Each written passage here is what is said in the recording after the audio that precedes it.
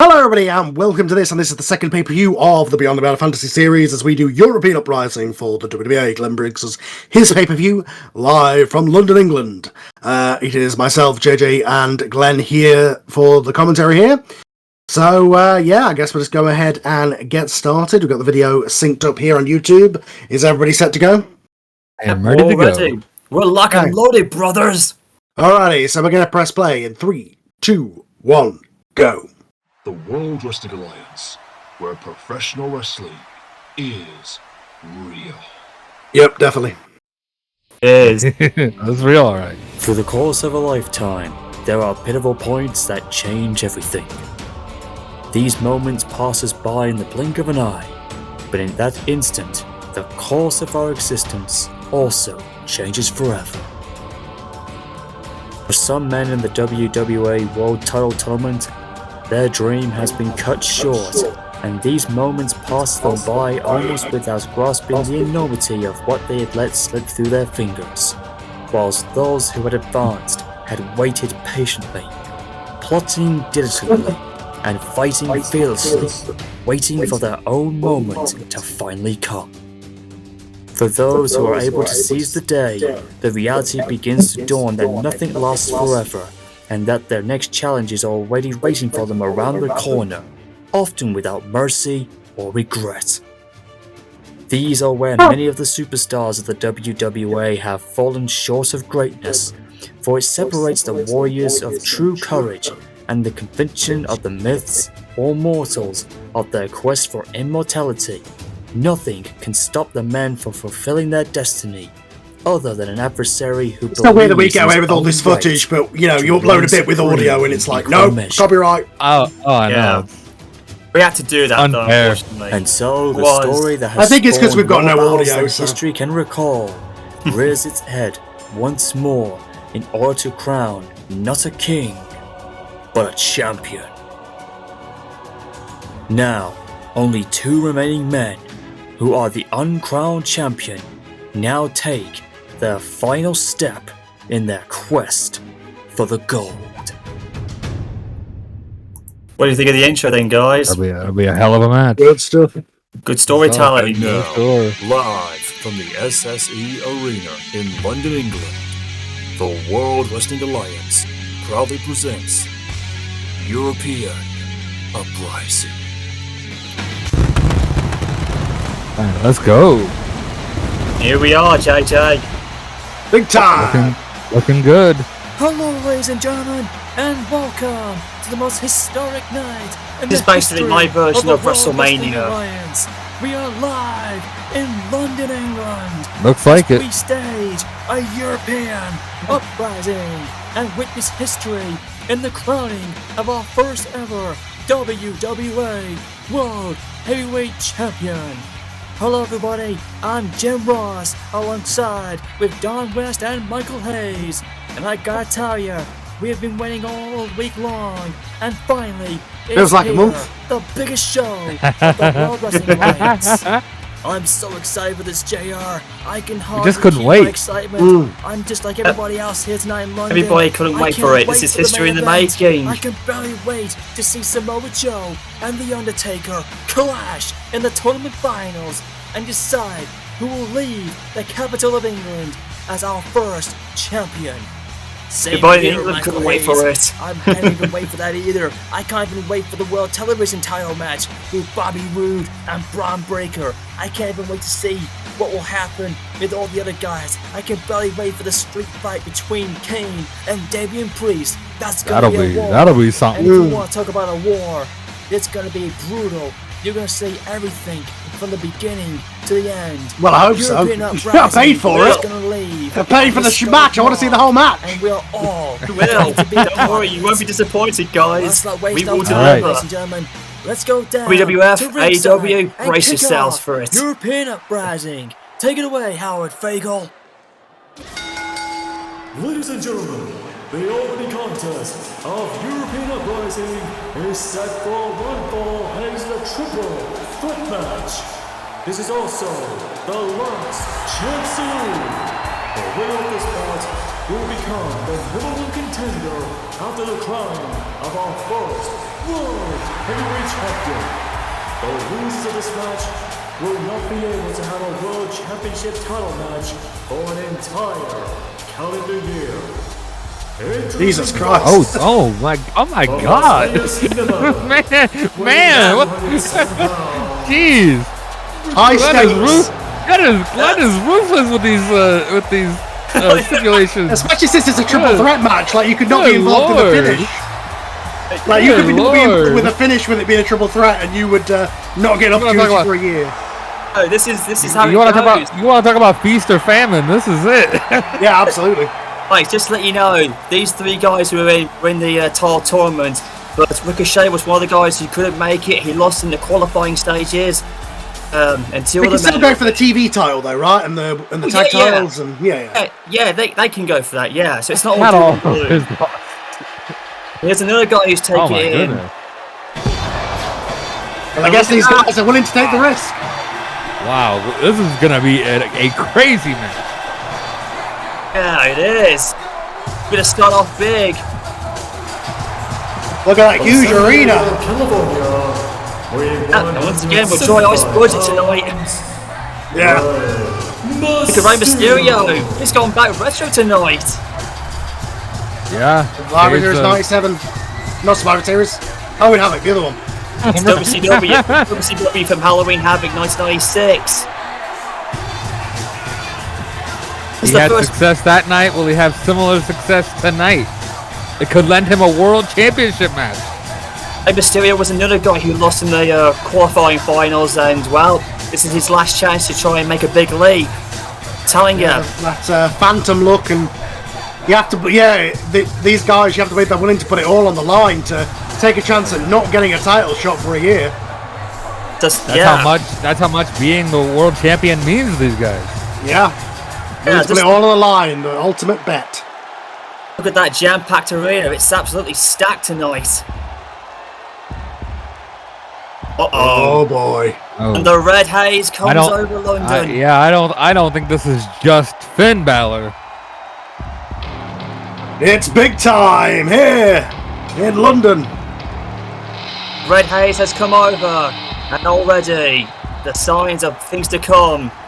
We want to talk about an historic event. We're starting off big already. We've got Retro Rey Mysterio, and now the awakening, the debuting appearance of the Demon, the one and only Dublin's Island own. It's Finn Balor. I mean, Clive Brave Requiem, or whatever the fuck it is. And there he is, the alter ego of Finn Balor. Did you ever think you'd see this tonight?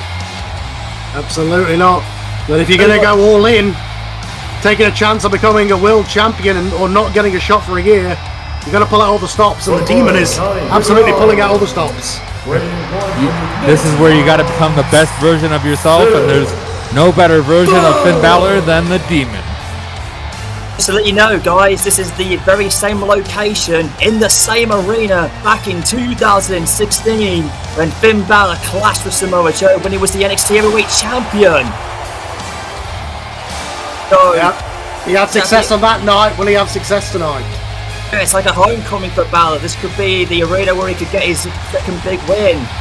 As you could tell, Balor's been on a bad roadblock. You know, he had a successful victory when we first started in Birmingham. But then ever since he lost to Samoa Joe in that second stage, he went into the quarterfinals. Then he lost in the second round to Joe. And since then, Balor's just been like being downfall after downfall. As we saw on Wrestle Pride, he came so close to beating Ricochet. But now on our very first pay-per-view, the WWA's version of WrestleMania, and Finn Balor and the Demon break through the glass ceiling and make this his biggest comeback, let alone becoming the #1 contender for the world title. Well, he fell short last month, but that was a noticeably different Finn Balor. That was Finn Balor, the human, the man, so to speak. This is a very different beast. Absolutely. And you also have to, it's a good point that Ricochet is coming in with a lot of momentum, having beat a true former world champion, of true main eventer in Finn Balor last month. He was definitely the underdog going into that match, and he got a huge victory, earning himself a place among future Hall of Famers Rey Mysterio and Finn Balor here. And like you said, Finn Balor, he's been on a bit of a down streak here. He has nothing to lose. He's willing to put it all on the line. He's got nothing to lose in this match. Just listen to that and crowd, that makes guys. a very scary individual. Absolutely. Maybe the loss to Ricochet is what projected him to turn into the Demon. It's a possibility. Just listen to that crowd. They're actually cheering for all three guys here tonight. Well, it was an amazing match last at Wrestle Pride in February. It was, These and the fans Royal are going Overhaul. crazy. They know this is about to be a classic match. And now Rey Mysterio in the mix. This is going to be total non-stop action, and I'm not talking about TNA. Oh no, we're not. This is absolute non-stop at its best, and oh, what a power First move of the match is a Big power bomb. And well, we're seeing the Demon here. Ow! And there we go. And yeah, it might benefit Ricochet and Rey to team up on Finn, to be honest.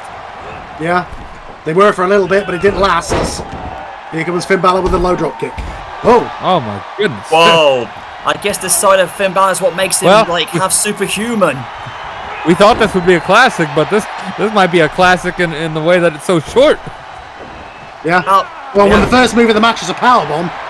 Yeah. Oh, look at Ricochet. He's actually daring Mysterio to come out. And look at him. Yeah. He's daring both of these guys to bring it on. Hit me with your best shot. They say he's going in with a hell of a lot of momentum here, having that win over Finn Balor last month. Yeah, maybe he's Oh my goodness. This is the biggest These show. guys are just going like we thought. They're just going 100 miles per hour from the start. And who wouldn't have expected it from these three? Well, you got to understand, guys, the pressure is on them. They want to start big, and this is their chance to do it. I mean, this is their last chance for a whole year at a world championship. The last chance. You gotta put it all on the line. Well, these guys were in the tournament now, and they were both eliminated. And well, this is their last shot, as JJ said. Even Howard Fago, you could tell in his voice just how much this is going to be. Well, it's like when you go. It's like when you've got all the chips in poker, but you then go all in. That's what all three of these guys are doing. Yeah. Yes, indeed. That's a smart strategy. Balor's on the outside recuperating, and now this gives one of these two men to get that pinfall victory. Not on the outside, but Ricochet doesn't care. Standing shooting star press. A shooting star press from a standing position on the outside. You can see for the first time, we've actually got two announce tables at ringside. We've got French commentators next to us as well. We'll see how long they last. Well, it is the European. If the action continues like this, they won't last. Finn Balor up to the top. He missed. Waited too long. Ricochet and Rey, very smart, getting out of the way of that maneuver. What a move! No, but to get the pin thanks to Balor.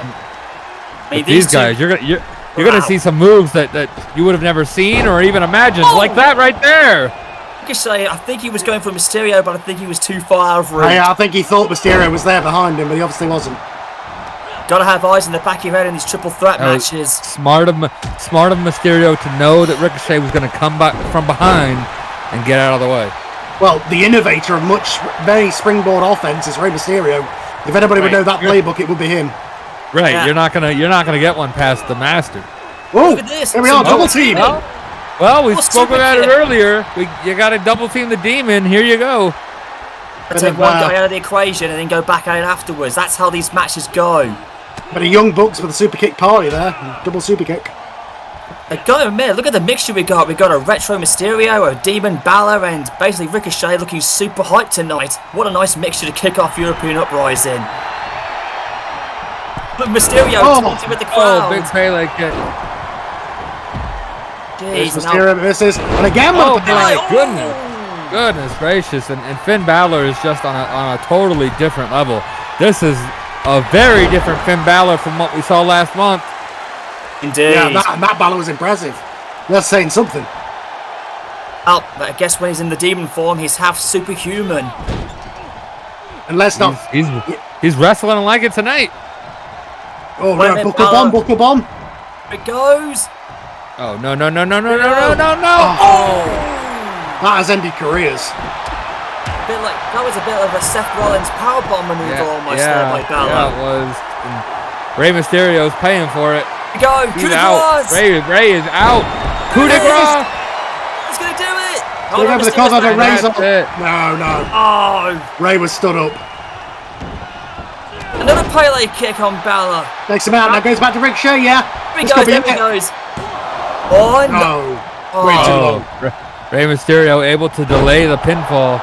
The DDT by Mysterio. Really don't see him do that very often. The Ricochet is down, he's recuperating, but I mean, Smash this has is the been match incredible. where you got to break out stuff that you don't normally break out. You got to break out some crazy things that no one's ever seen. In this case, size doesn't matter. It's just about putting on a hell of a performance, and that's what these three men are doing. And the Brits in London are loving it. They're not cheering, they're not booing. They're just absolutely transpiring by what's going on. Oh, rocker dropper there from Mysterio with an arm trap. Rocket drop.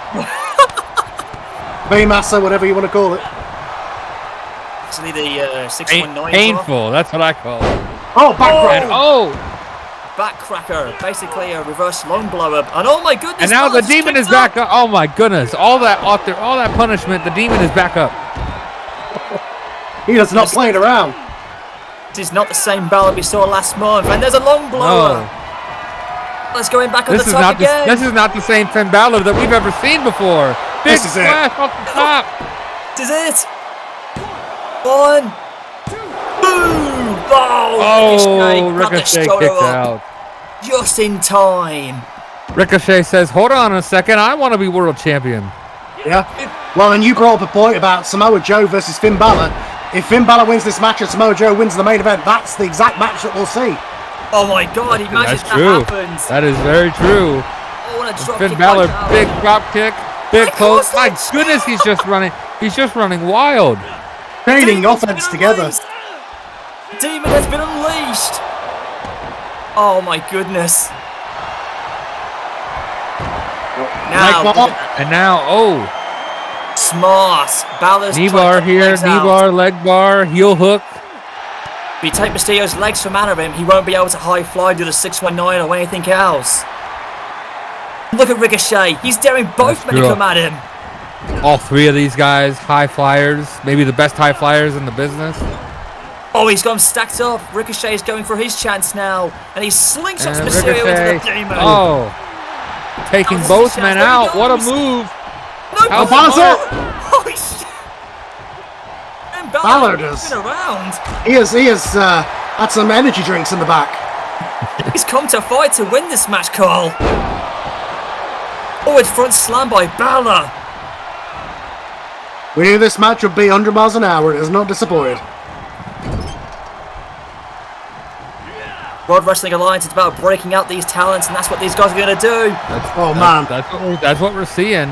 And Oh, oh what a dear! move. Oh wow! What a drop kick! Shades the of Chris outside. Jericho there. A net breaker by Ricochet. Smart move. He was waiting for that. And Ricochet, this might be his chance to capitalize here with Rey on the outside. Yep. And he's going to go for it. But no, Balor's up. Again. He slingshot him off. And Mysterio's Finn coming Balor back caught in. him Oh. with a stiff forearm there. Oh, Mysterio, what's And he going Mysterio, for? another face face drop. buster. You just imagine what this would mean. Finn Balor right back up. Slingshot drop kick by Mysterio. You want to talk about suplex city? This is dropkick city in this match. Drop kick central. Springboard City.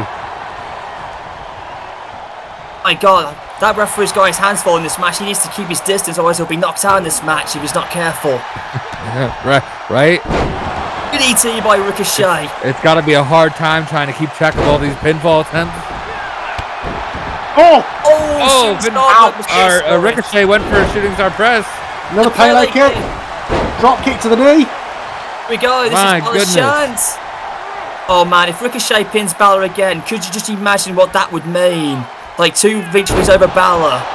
That would be unbelievable. Ricochet would be on a hell of a roll, and I don't know where Finn Balor would go from here. Speaking of which, where would Rey Mysterio go in all of this? Did you just imagine if he lost his shot at becoming the world champion? That would be a shame. It's a shame that any of these guys have to lose this match. Knowing the stakes on the line, absolutely. And here we go with a massive superplex. No, reverse it. Oh, he shut him off. Reverse it. Wait a second. What? What? Are you kidding me? Oh my God! What a splash from Ricochet! That'll break his back. Capitalizing off of Rey Mysterio, pushing him off. Thought for a split second we were going to see some more double teaming, but no, a DDT by Ricochet. Now he's in control. Could this be Ricochet's moment? Oh, 56! Oh, God! The 630 by Ricochet. 630 all the way across the ring. They broke it up though, he was right there. And somehow that still didn't get the job done. Balor's coming back. The pace in this match has been amazing. Are we ever going to get a breath of fresh air in this one? That move didn't get the job done, but it may have put Rey out of action here, at least for a moment. 616, there it is. Drop kick. Wait a minute. Oh no, is he going to... Wait a second. Okay. No. Yeah. I thought he was going to do the 619. I think we all thought that. What's going on? And now Finn Balor. Oh, coup de grace. That's got to be it. Ricochet's on the outside. One. Two. There we go. Balor's got it. Balor wins in the last Finn. chance balloon. Finn Balor is the #1 contender. And that means we can get a rematch of Finn versus Joe for the title, or we could get Finn versus The Undertaker. Yeah. Well, those are two dream matches, I gotta say. Look at this replay. This was amazing. This was non-stop What a towards match, the very but end. You gotta feel for Rey Mysterio and Ricochet that they no longer can go after the WWA World Here's Championship. your winner of the Last Chance Saloon. And Balor made a big rebound, and what a way to do it in London at European Uprising. Yeah, Rey and Ricochet now cannot challenge for the world title for an entire year. Yeah, it's not all doom and gloom. They've got two titles to go for. Rey Mysterio Sure, and Mooney. Ricochet performed with Finn Balor in one of the greatest matches I've ever seen. But unfortunately, you both came out on the losing end tonight, and you won't be able to have a World Championship shot for an entire calendar year. Please tell us how you're feeling at this point in time. Ciao, muli amigo. That was a freaking awesome match. The performance that me, Balor, and Ricochet performed, amigos. That was something that we will not forget. That was something to knock on the highlight reel of this year. But the loss of the match is the least of my problems. I tried. Rey, get more and I pixels. tried. But unfortunately, it wasn't my night, and neither was it Ricochet's. But damn, man, the UK crowd out there showed their support and respect, and that means more than anything. There we go. Rey Mysterio. Clear the Okay. cameras. Okay. Share I thought my the eyes loss, were man. playing tricks on. Even though we did lose, It's alright. we left it all out there. We showed the fans that we proved that size doesn't mean everything. It's about the performance and the love that we have as professional wrestlers. But come to think of That's it, how much it meant to them, guys. They even took though it we may in not be like able a to man, have a and they. title shot Oh, for yeah. 2023, there's always 2024. So it's no doom and gloom, pal.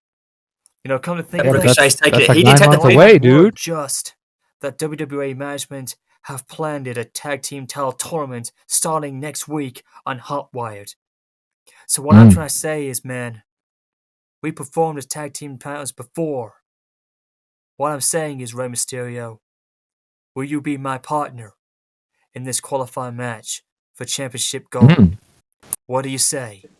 Are we in or are we out? Will he take the deal? Ricochet, you just Come asked me on, Ray. something that I wouldn't want to say no to, but seeing that you and I made an intriguing tag team last time, I cannot back down the offer. You and me as partners for the tag team titles to go into that tournament? Yo, on, amigo. It's accepted. There we Alright. go. Well, there you have it, Whoa. ladies and gentlemen. Ricochet and Mysterio didn't win tonight, but as you've just saw, they are now becoming partners for the upcoming tag team title tournaments next week on Hotwide. back to you, Jim Ross, Michael Hayes, Nice. and Don West. Took it like men, and they're going to go out like men. So now we know they're going to team up for tag team title golds, lads. Who Now are the it's other time guys? for the women. Who's going to be That's joining gonna be that tag title, man? It's going to be good. It's going to be a hell of a team when that tournament gets started. Now we've got 2 undefeated women, Sasha Banks against Ember Moon. Someone's going to have their first loss here tonight. The following contest is set for one fall. Introducing first, from Boston, Massachusetts, the boss, Sasha Banks. To give you a Someone is quick- going to get their first loss, and I got to think that somebody is going to get #1 contendership for the future women's championship. Just to clarify you guys here, this is only Sasha Banks' 3rd ever match. I've actually remembered who it was she beat in her debut match. She defeated Bayley in her debut match, and it was an amazing performance. And as you saw on Wrestle Pride, she As showed more always. dominance. And well, to be quite honest, Ember Moon's been quote-unquote the dominant one here in the WWA. Now, Yeah, absolutely. We've seen her dominance the last couple of months. We've she seen got- her unhinged. Yeah, a different Ember Moon that we're used to seeing. And when Sasha Banks won her last match, Ember gave her the challenge and she accepted. And well, this be the night Ember Moon takes her first loss. She has been Dallas, undefeated. Texas, Ember Moon.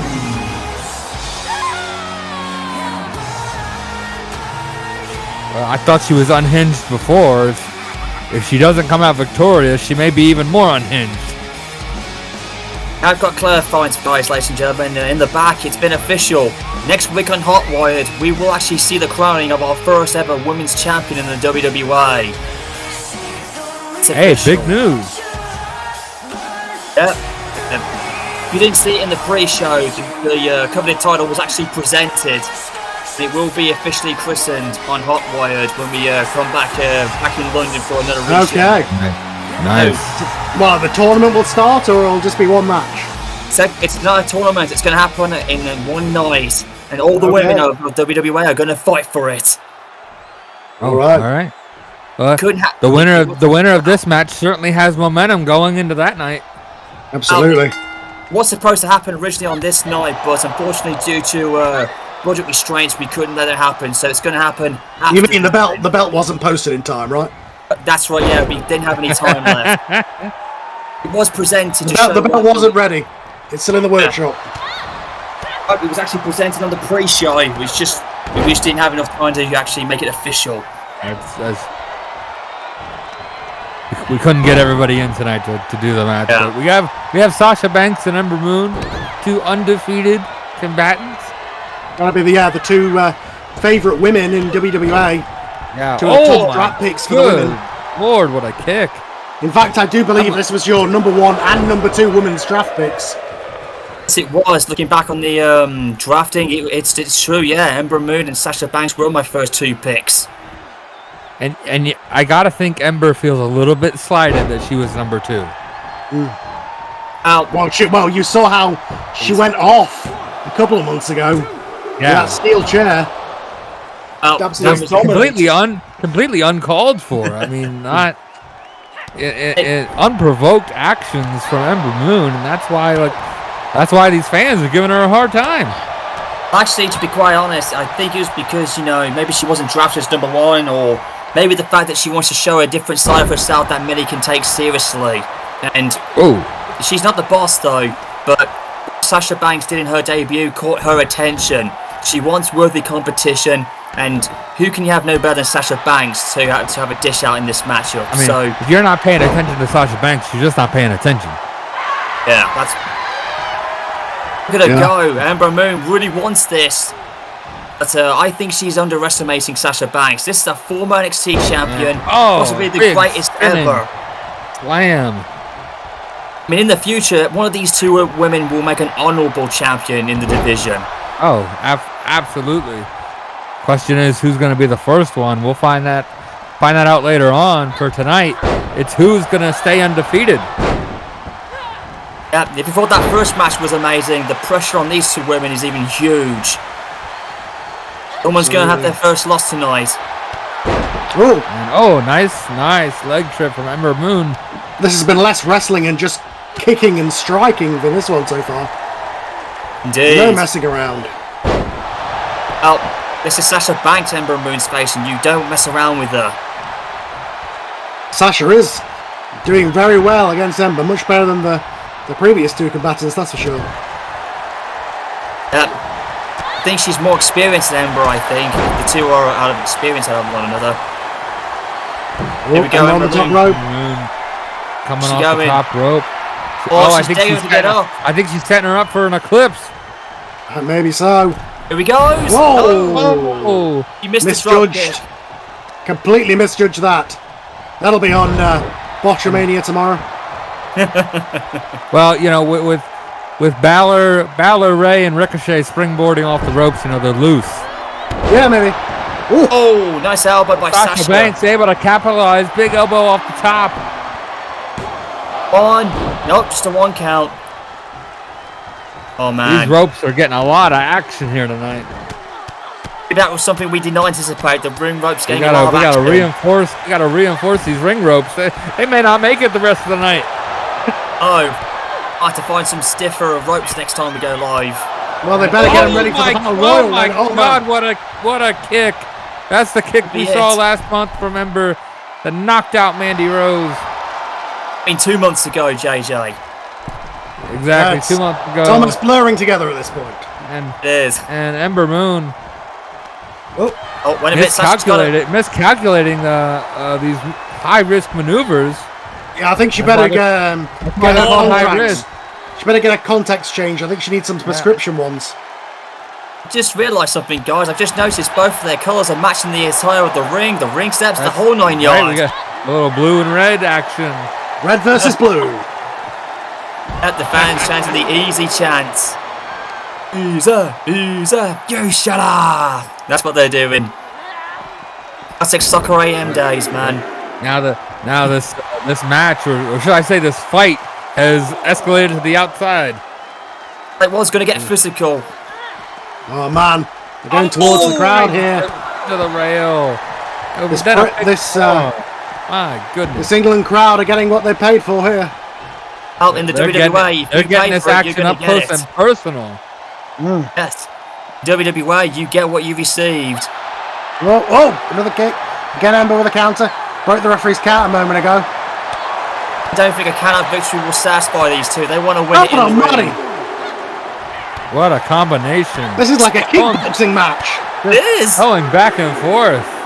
Kicking and punching and countering. Must have been studying videotapes on each other to get ready for this match. These two women are going to need some something for the bruises after this one with all these strikes. Maybe have to Indeed. replace some teeth. And some hair as well, just in case of any hair pulling going off. Yeah, they both Yeah. probably wear extensions. I'm not going to lie. If we make it a cover, one Count. So far, I have to say, Sasha Banks has been on the offense here tonight. And Oh, Ember Moon is just trying to Ember play Moon defense. able to pop back up. But Sasha's no. not coming. It is back statement. Back statement. What a That is counter. Oh, she got to the ropes. No, too close to the ropes.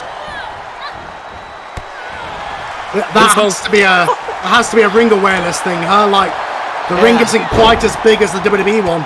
She may not be used to the size of the ring.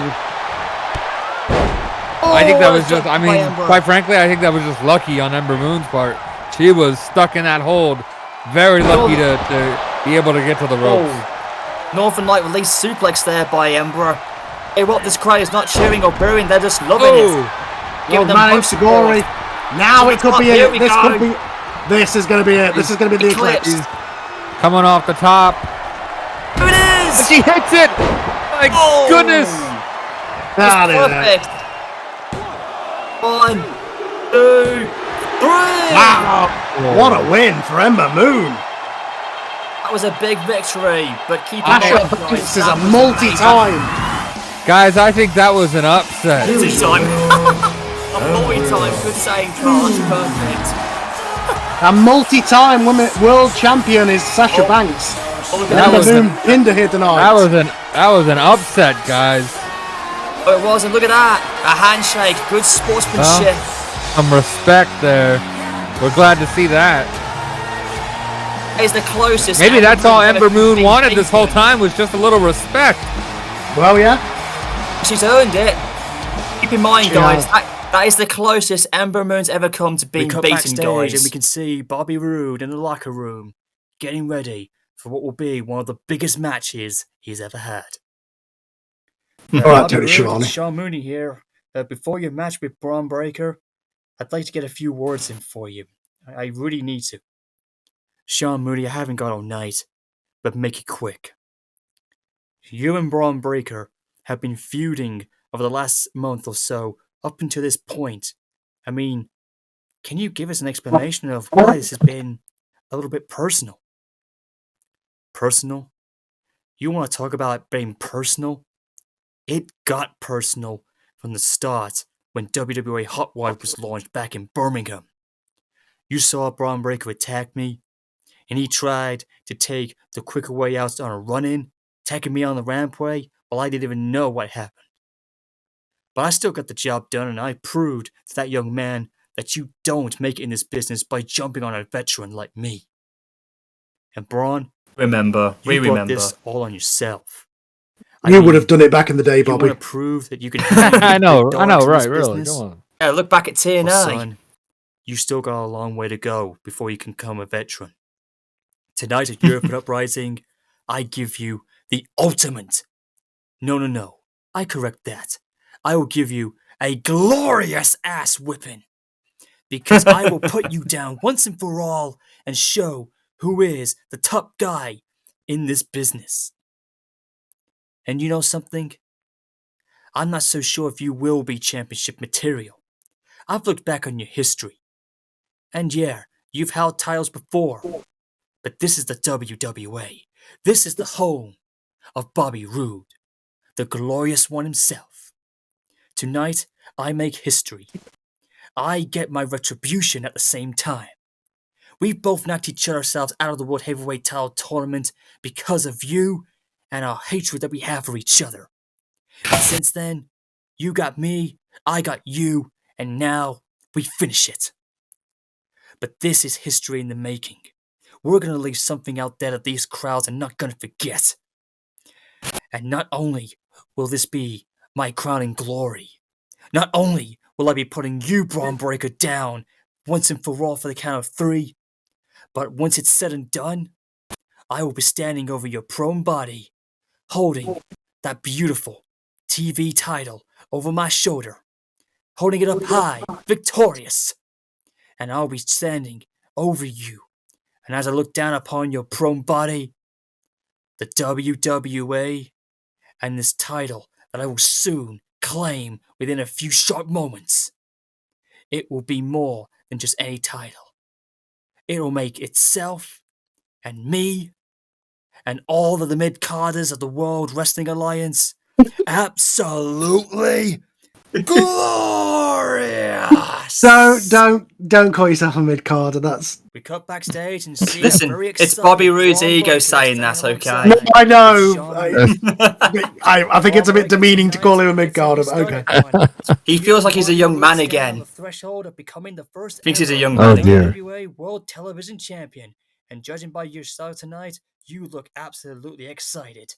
Sean Mooney, I mean, you have that's no a- that's- idea how excited I am. I've been waiting all night long for this night to come. Right here in the capital of the United Kingdom, in London, England. European Uprising.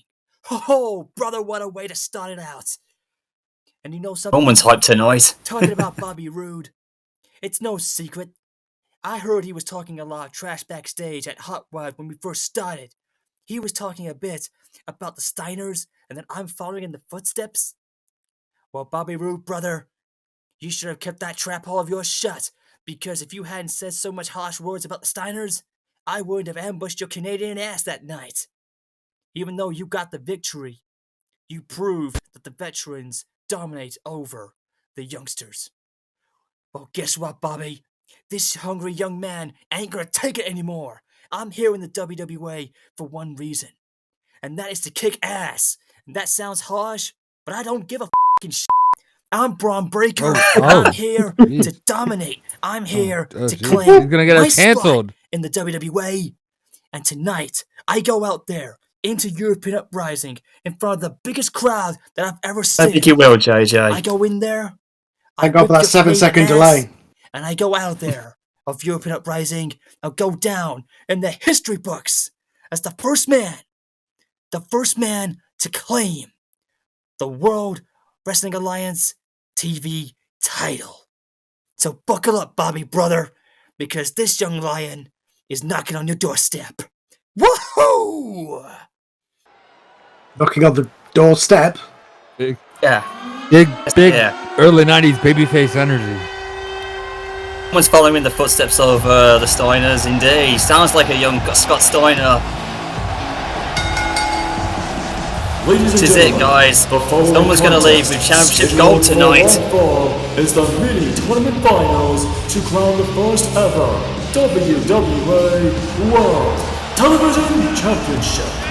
Introducing first, from Atlanta, Georgia, weighing 230 pounds, Braun Breaker.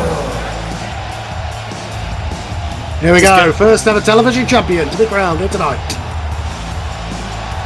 This is going to be one of the many history-making moments, and could this be Braun Breaker's night? He's young, and this is one of the biggest matches he'll ever have. He's all fired up. We heard him earlier.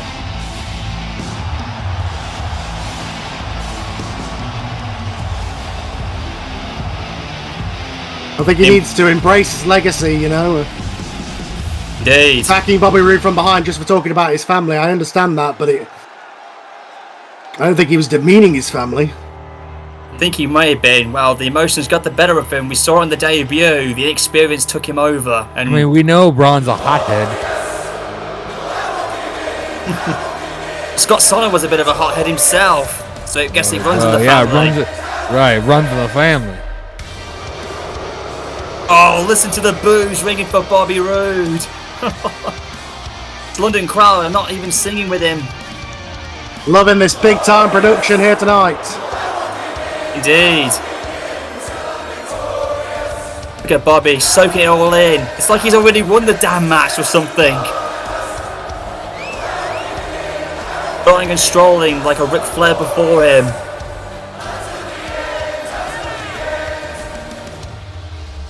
From Toronto, Ontario, Canada, weighing 235 pounds, the glorious Bobby Roode. First ever championship. It's been a couple of months. The other shows have already crowned their champions. It's been 2 months we've been waiting for a champion to be crowned here in the WWA, and we will finally see it for the first time in this match. What an honour for the TB titles to be the first one crowned. You know, WWA was building up for so long. We couldn't, declare champions right away. We had to build them up and get them in a tournament in, and what a way to do it here on this pay-per-view to finally see them being crowned. These titles are not just given out like candy; they're earned. Yeah.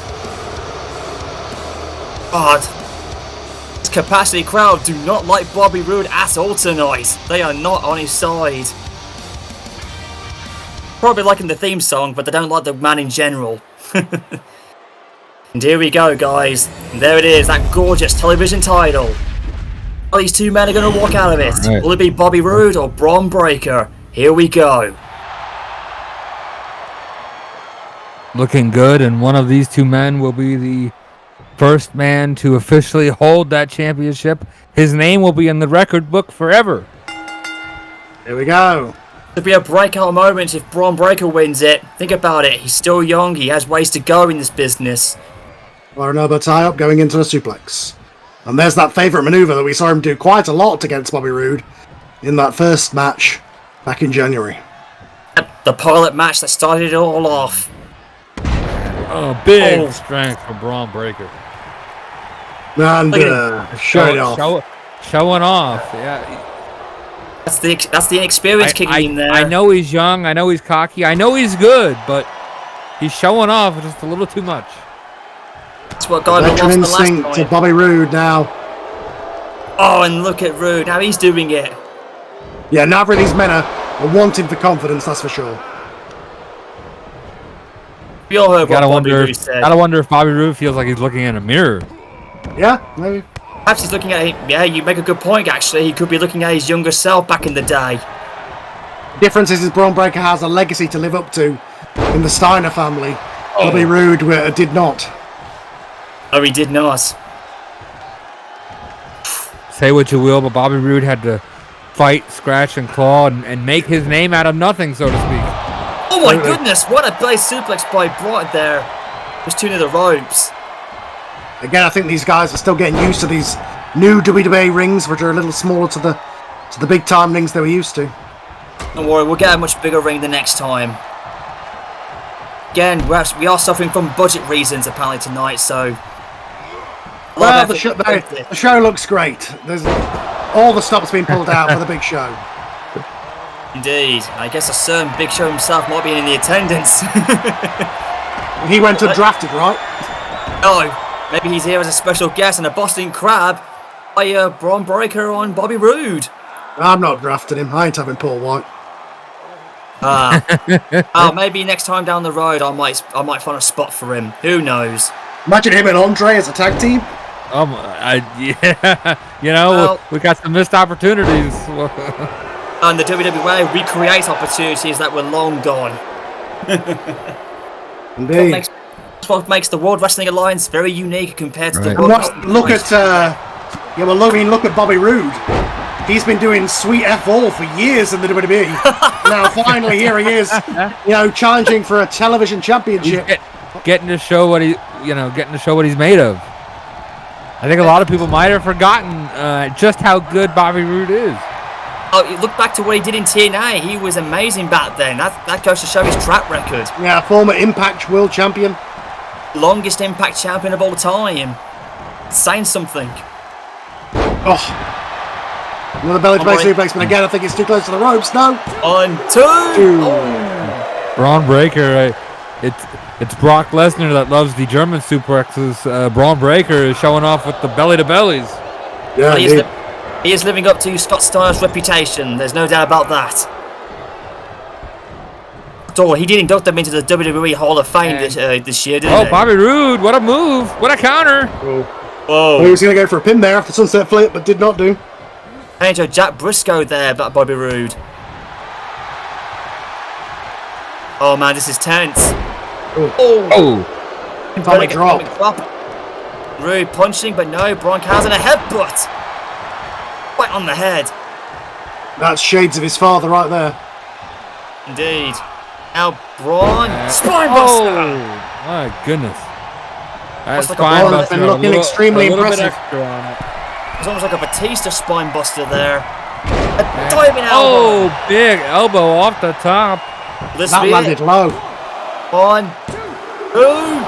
Oh, and Roode kicks out. Braun knows he needs to do some more here. Wait a minute. Oh my It goes. goodness. And a Oh, no. press into it.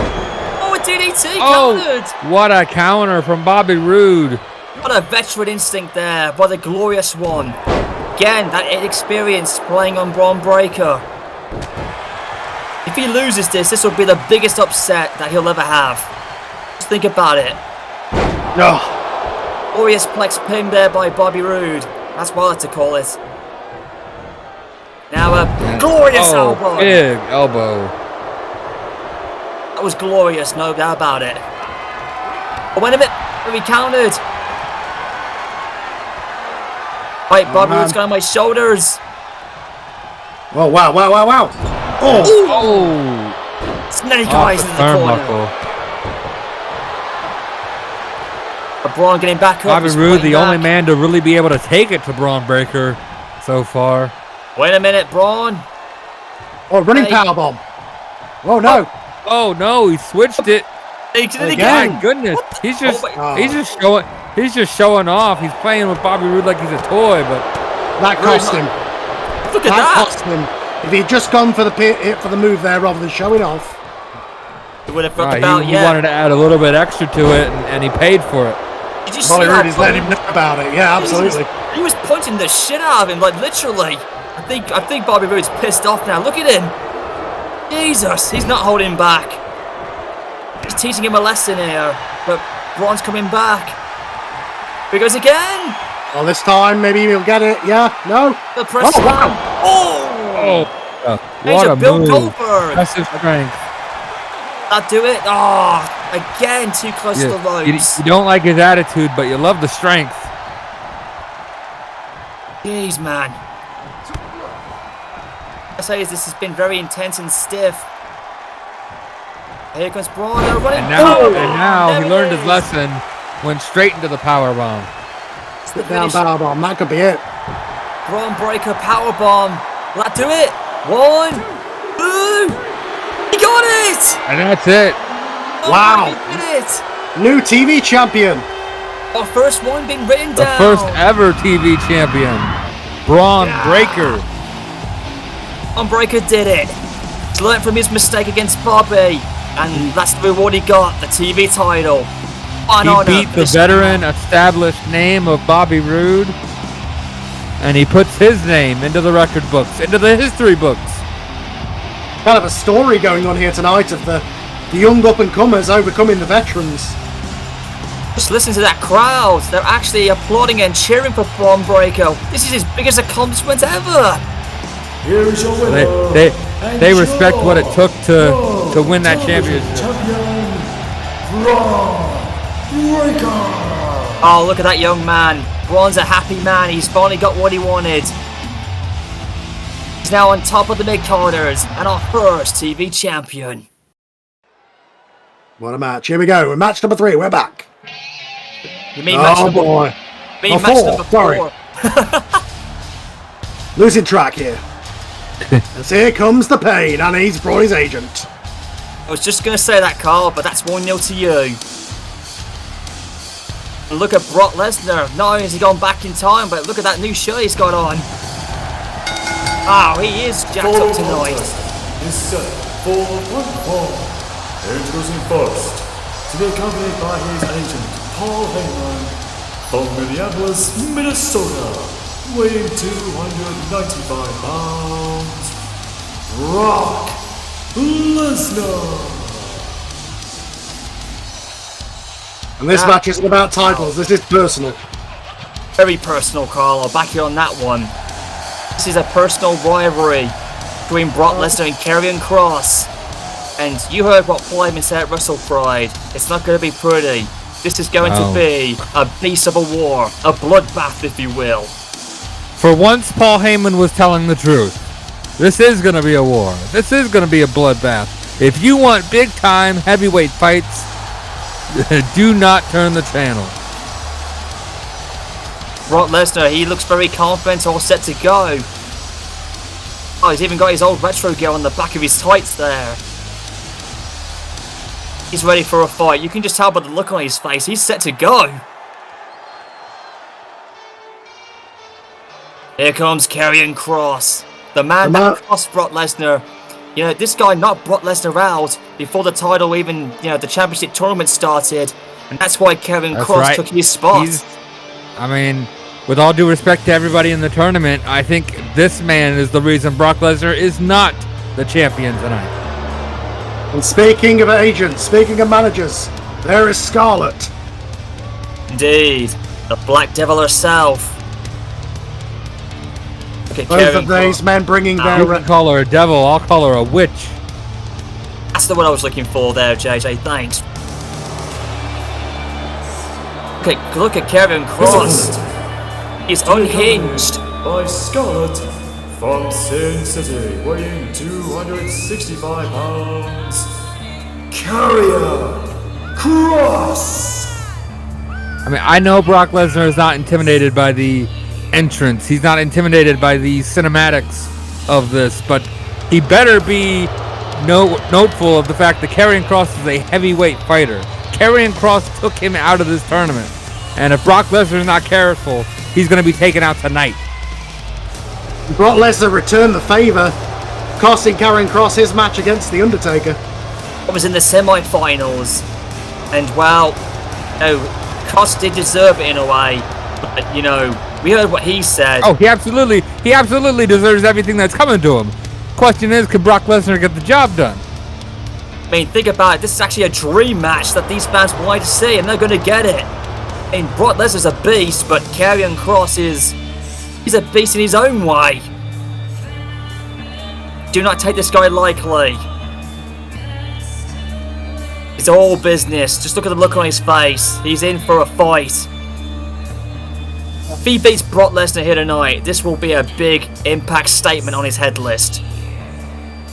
Absolutely. And it's been a theme here tonight. A lot of the younger guys the up-and-comers have been taking out the incumbents. Can Karrion Kross do the same against Brock Lesnar? Look at Brock and Karrion. They're not taking their eyes off each other. And here we go. The bell sounds. I mean, I got to think if Karrion Kross does get the job done, he puts his name on the short list of guys who can challenge for the World Heavyweight Championship. They're the winner of the main event, and this is not going to be a wrestling match. This is going to be a fight between two fighters. This is going to be... My goodness. Brock Lesnar off of 1 foot just slammed a 300-pound man. And he knows it. He knows it.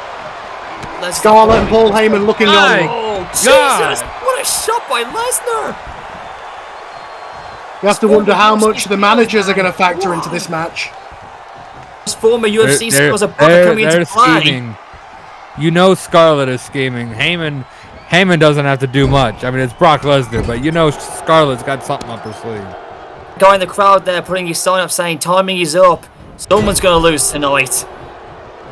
Jesus, that stiff clothesline by Karrion Kross, give him credit. He was able to withstand the early onslaught of Lesnar and now has control. Oh, Jesus. Them former UFC skills of Lesnar were coming into play earlier.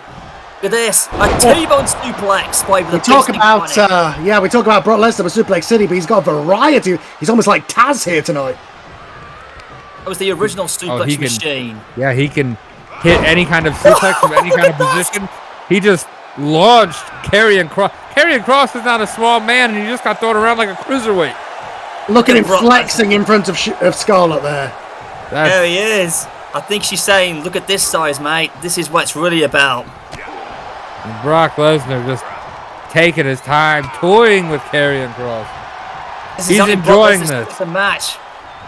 This is Brock Lesnar's only second ever match here, guys. So, let's not forget that his first one, he beat 2 heavyweight guys in a handicap match. Yep. With relative ease. Oh, look at Karrion. He's actually spewing on him now. He's talking some smack to Lesnar. You don't want to do that, I don't think that's smart. If you have Lesnar down, you got to capitalize. There you go. Get a pinfall. This is a dream match that these guys are delivering here.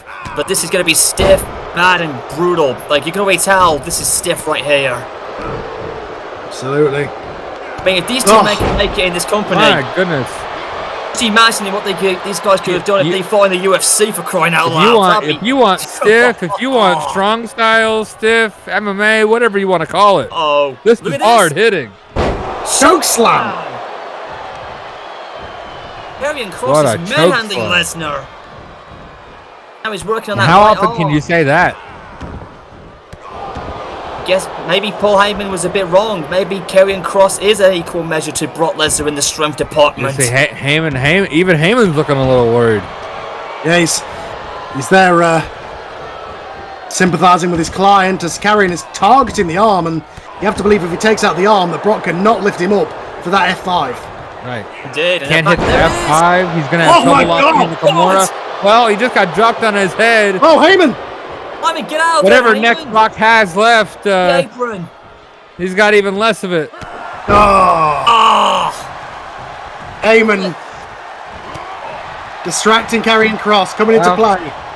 Well, guys, I was wrong. I said Scarlett would be the one with the plan up her sleeve, and wait a minute. It was Heyman, and now Heyman just threw in a chair. Heyman, this ain't ECW, brother. He'll get disqualified if he uses it. But look at Lesnar. I don't know if Brock cares. Brock might not care. I think Brock just wants to hurt Karrion. Suplex City in London. Oh no, the last one could be on the chair. Here he goes. Right on the chair. Right on the chair. That's it. That's how you get away with not being disqualified. Well, that's smart. That's smart from Heyman. Smart from Brock. Here we go. F5. Oh, there it is. Oh, Thank God the ref got that chair out of the way. This is it. That's it. 1, 2. Oh, wait a second. Oh. What doing? He broke the count up. Don't think Brock, he was satisfied. I think Brock's enjoying this. I think Brock is enjoying Toying with it. this coin. Oh, He's got the oh, close man, one. they're going to pay for it. He broke Hold the on, he pin. got paid for it. Good shake out the face. Oh no. Carrion says, "Do not toy with me, you son of a bitch." Yes, he is. He's letting him know it. But Brock got out of it. I mean, think about this. Karrion Kross cost Brock Lesnar potentially the World Championship. Brock wants to hurt Karrion. He wants to make him suffer. He's not going to put him away with one F5. Karrion on the top. Oh, he missed the knee shot. Say what you will, guys, but this has been stiff and brutal. Absolutely. An amazing match between these two heavyweight competitors. Brock now with a shot to the gut. Here we go. What's he going for next? Goodness. And I mean, oh my God! Look how easy he just Scott's on the apron. lifted up, and now Scarlett. And Brock isn't facing Scarlett's getting involved. Brock does not care. He's too He's focused. got a blonde wife at home. He doesn't need that one. Look at those shots by Brock. And Scarlett, I mean, Scarlett can distract most men at any time, but not Brock Lesnar when he's full of rage. Brock's in the zone, JJ. He is so focused. That's how focused he is. Because I tell you, I've been looking at Scarlett the whole match. Brock is so full of retribution tonight. He wants to get revenge. This is not pretty. Look at him gesturing, Karrion.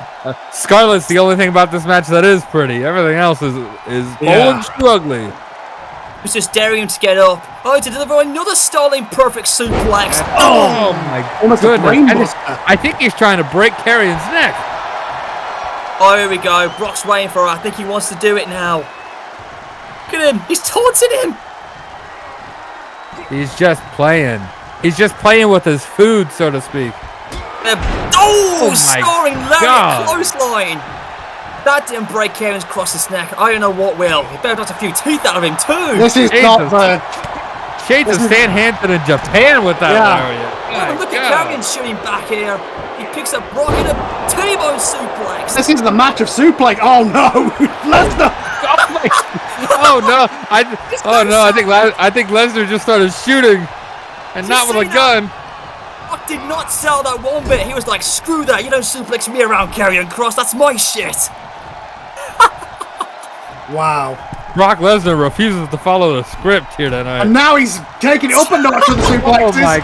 With a my superplex. God! Did you ever think you'd see Brock Lesnar give a suplex off the ropes? It was a this is not the this is not the lazy mid 2010s Brock Lesnar. This is a hungry Brock Lesnar. This is 2003 Brock Lesnar. There it is. F5. Big F5. I think Brock's had enough. That's it. He's not going to give up on the pin this time. Right, there you go. That's it. Listen to the crowd. They are in awe of what we've just witnessed. Karrion Kross, you tried. You took a heck of a beating. Credit to you, but you paid for your sins. I guess Karrion Kross basically saw his own doomsday. Well, I don't think he saw much. Did you see his head bounce off that steel chair with that last suplex? He's seeing stars right now. What a big win for Brock Lesnar. That's 2-0 for him. The undefeated streak continues. I bet he got a big payday for this one. Well, he wouldn't have showed up otherwise. Here's your winner, Brock. Actually, Carl, don't worry, because Brock Lesnar showed up on time. We are paying him fairly. And look at Heyman. He's very happy with his client. Yeah. And the crowd actually love it. They're cheering for Lesnar. Well, they know he was wronged. They know he was wronged a month ago, and he has gotten a measure of revenge. Oh, ladies and gentlemen, this is match number 6, and this is actually a bonus match, so you're getting more than you paid for here tonight. Ladies and gentlemen, the following contest is a European Uprising special bonus match, and it is an 8-man battle royal. Oh dear. From Reading, England, weighing 240 pounds, the Anarchist, Doug Williams. What does the winner of this match receive? This is actually no one receives nothing here, Carl. This is just an ordinary. Is it a trophy or? They've received the European Uprising trophy, I think, right? Yeah, that's it. Yeah, I've just got a note here to give you an Uprising. This was actually added at the last minute, just before we went on the air. So these guys are like Doug Williams has had an opportunity to perform tonight. So just for the Battle of all of Europe. For the Vince McMahon's career Memorial Battle Royal trophy. The winner of this match wins. The winner of this match wins Europe, I think. Yeah, cool. Doug Williams is no stranger. He's here tonight in his hometown. Oh man, who's this? Oh. It's Dominic Dijakovic. All right. Weighing 270 pounds, Dominic Dijakovic. Another youngster breaking out tonight. Some big heavyweights here tonight. I'll just let you guys know, Doug Williams and Dijakovic and some of the other guys that you will see were part of the WWA Heavyweight Title Tournament. Some of them didn't qualify, some of them made it only into the second round. And now this is their chance to rebound, to get back into competition. So this is an unexpected honour for them to try and do something.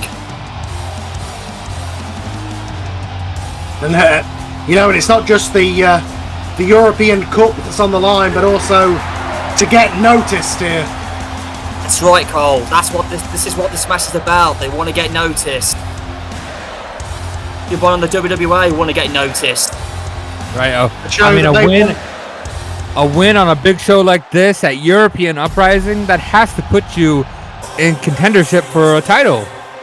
Absolutely. And you have to imagine with some of the men in this match, it's for the world title. Speaking of some upcoming guys, here's another guy who didn't make it in the tournament finals. Heath Lee. He was one of the favourites. You saw. Had an impressive showing against Kane, though. We'll never forget that night. He lost to Kane. He lasted a little more than 10 minutes, but no, wasn't his night. That's the first time Keith ever took a loss, so hopefully this will be his rebounding night. It's the man known as the man who's limitless. I mean, this is a battle royal. How the heck are you going to throw Keith Lee over the top rope? Well, he's 340 plus pounds, man. Let that size for you. He can fly around like a cruiserweight. Same thing for Dominic Dijakovic, for that matter.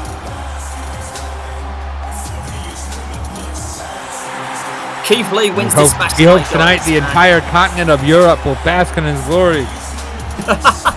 I was just about to get to that, JJ, but you read my mind like a book. I've just seen the. We're talking about the European Cup. It's here at ringside next to me now. There it is. Oh, you're right. That trophy's huge. Beautiful. And speaking of another guy who has a home field advantage here in London, the Governor Martin Stone. From East London, weighing 230 pounds. No one's calling this guy beautiful, but he hits hard. Martin Stone. Keep in mind, like I said before, Martin Stone has the hardest lariat in British wrestling, period. Nobody can match up to it. So think about it, he could be lariating anybody over the top rope. That's true. We saw him win last month. Won 2 matches, a dark match on the night, and then he came back again an hour later and won 2 nights in a row. Broke a fella's arm. Favorite Europeans. Here comes it's Cesaro. Normally known as Castagnoli in Ring of Honor, but this is a guy who could definitely break out in this match.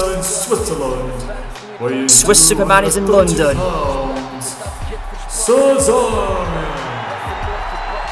This guy could be one of the favourites to win. By the crowd reaction he just got, he might be the one to win it. One of the more popular unsung acts of the WWA, and tonight could be his breakout. Oh, just to give you a bit of a flashback, Cesaro actually had a good match with Martin Stone on week 2, and they tore it down. And Cesaro, he may have lost the match, but he quoted that Martin's one of the best ever. of respect, but on the previous show before we went on the air on Hotwired, Cesaro had a matchup and he was victorious. And speaking of which, here comes someone else. It's Sheamus from Dublin, Ireland. His former tag team partner and another European. This really is the European Cup.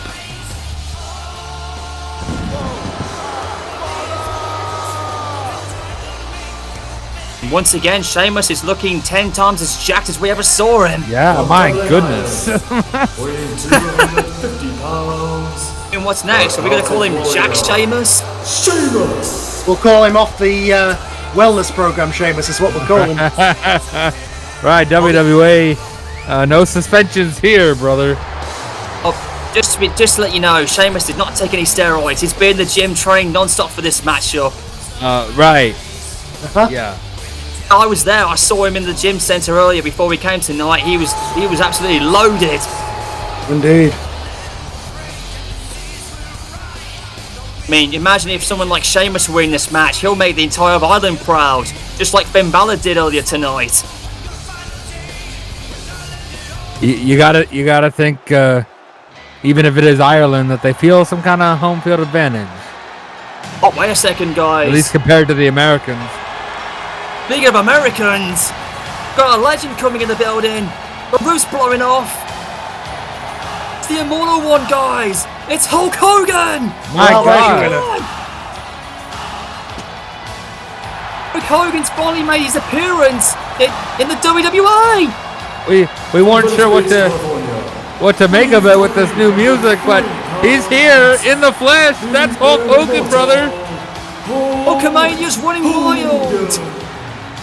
Well, the European Cup has to mean a lot for Hogan to want to go for it. Think about it. He's been all around the world, and traveling around Europe was no exception. It was just one of those things, you know. I mean, this man has managed to wrestle in Japan and New York City in the same day, and he's here at European Uprising. Crowd's going crazy. Roof's blowing off, guys. I can barely hear you guys on the microphone. All the Hulkamaniacs, young and old, they're on their feet. He may be a real American, but the Europeans love it. And there Hogan's ripping their shirt off. It's Hulkamania all over again. Jesus, Hogan's still looking good for his age. He's in good condition. Look at him. Hogan's looking jacked.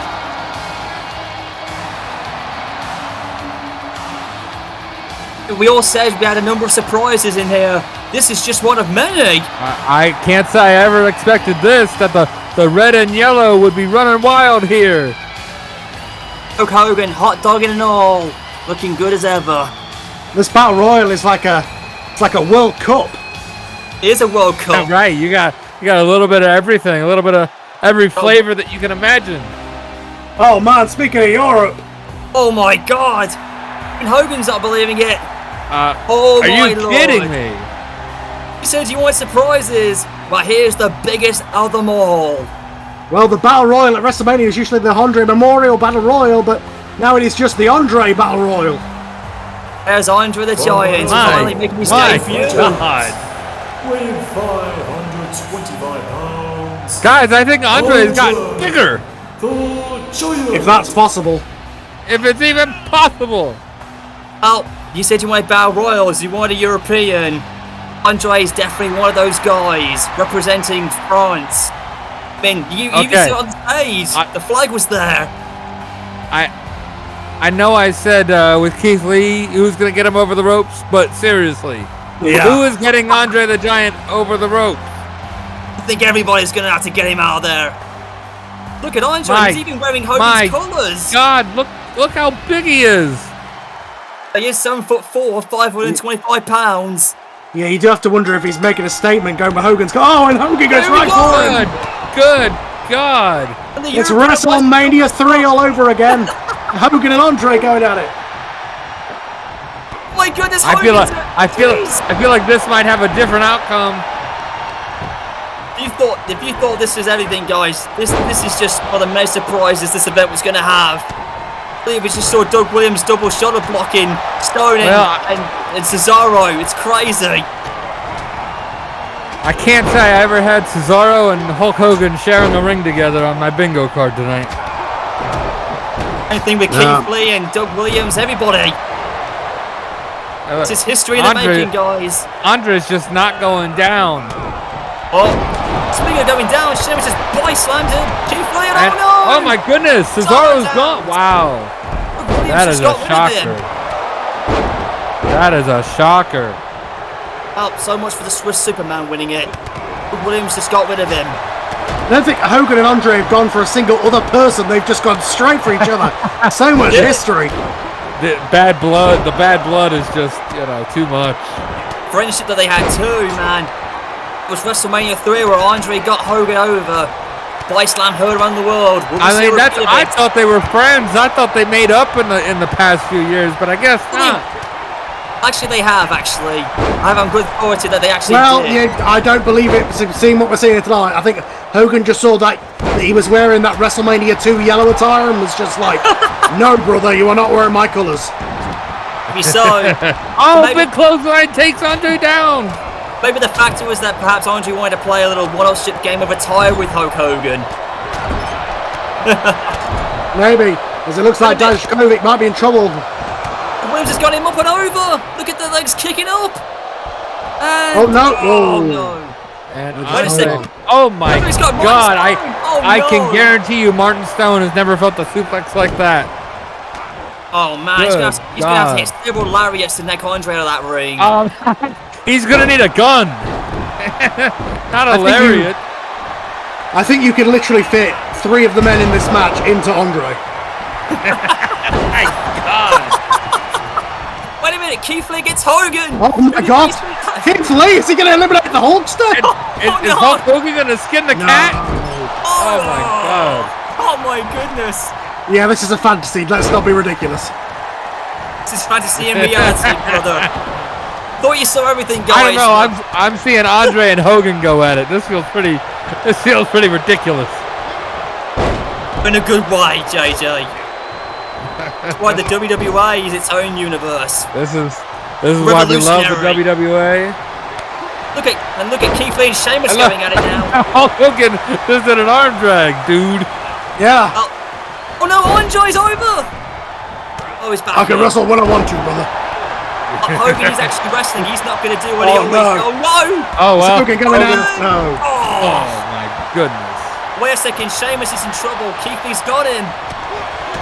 Ooh, what a shot by Keith Lee hitting hard. Wait a minute, no. Tombstone. Oh no! Hogan just fell his head. Did you think we'd ever see Andre do a tombstone?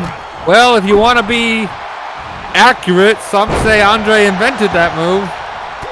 Wait a second. Oh no! And now Sheamus is gone. Keith Lee eliminated him. And Martin Stone! Wow, Martin Stone is gone. It's 2 eliminations with Doug Williams. Big bang catastrophe around Hulk Hogan. Look at Dominic going after Andre. A size difference. Somebody get Hogan's wife and kid on the phone. There go Martin Stone and Sheamus. They tried, but it just wasn't their night. Not to mention Martin Stone got eliminated by his old rival, Doug Williams. Somebody just hand Andre the cup right now. Let him have it. Keith is up. He's got his good buddy on his shoulders. Yeah, I think he was about to throw him out. History that those 2 men have had in NXT. We talk about this history. We could call the WWA History Reborn, as we are seeing it clashing here tonight. We've got NXT history, we've got WWF classic history. Look at Keith and Andre going at it. There's a dream match for you. That's Oh, Keith's gone. Oh, Keith's fever dream match. Keith Lee is gone. Good efforts from Keith Lee, but just no match for Andre the Giant. Now we're down to Doug Williams, Hogan, Dominic, and Andre. What a stacked 4 we got here, ladies and gentlemen. What a crazy Final 4. We've got Can't say I had that on my rundown.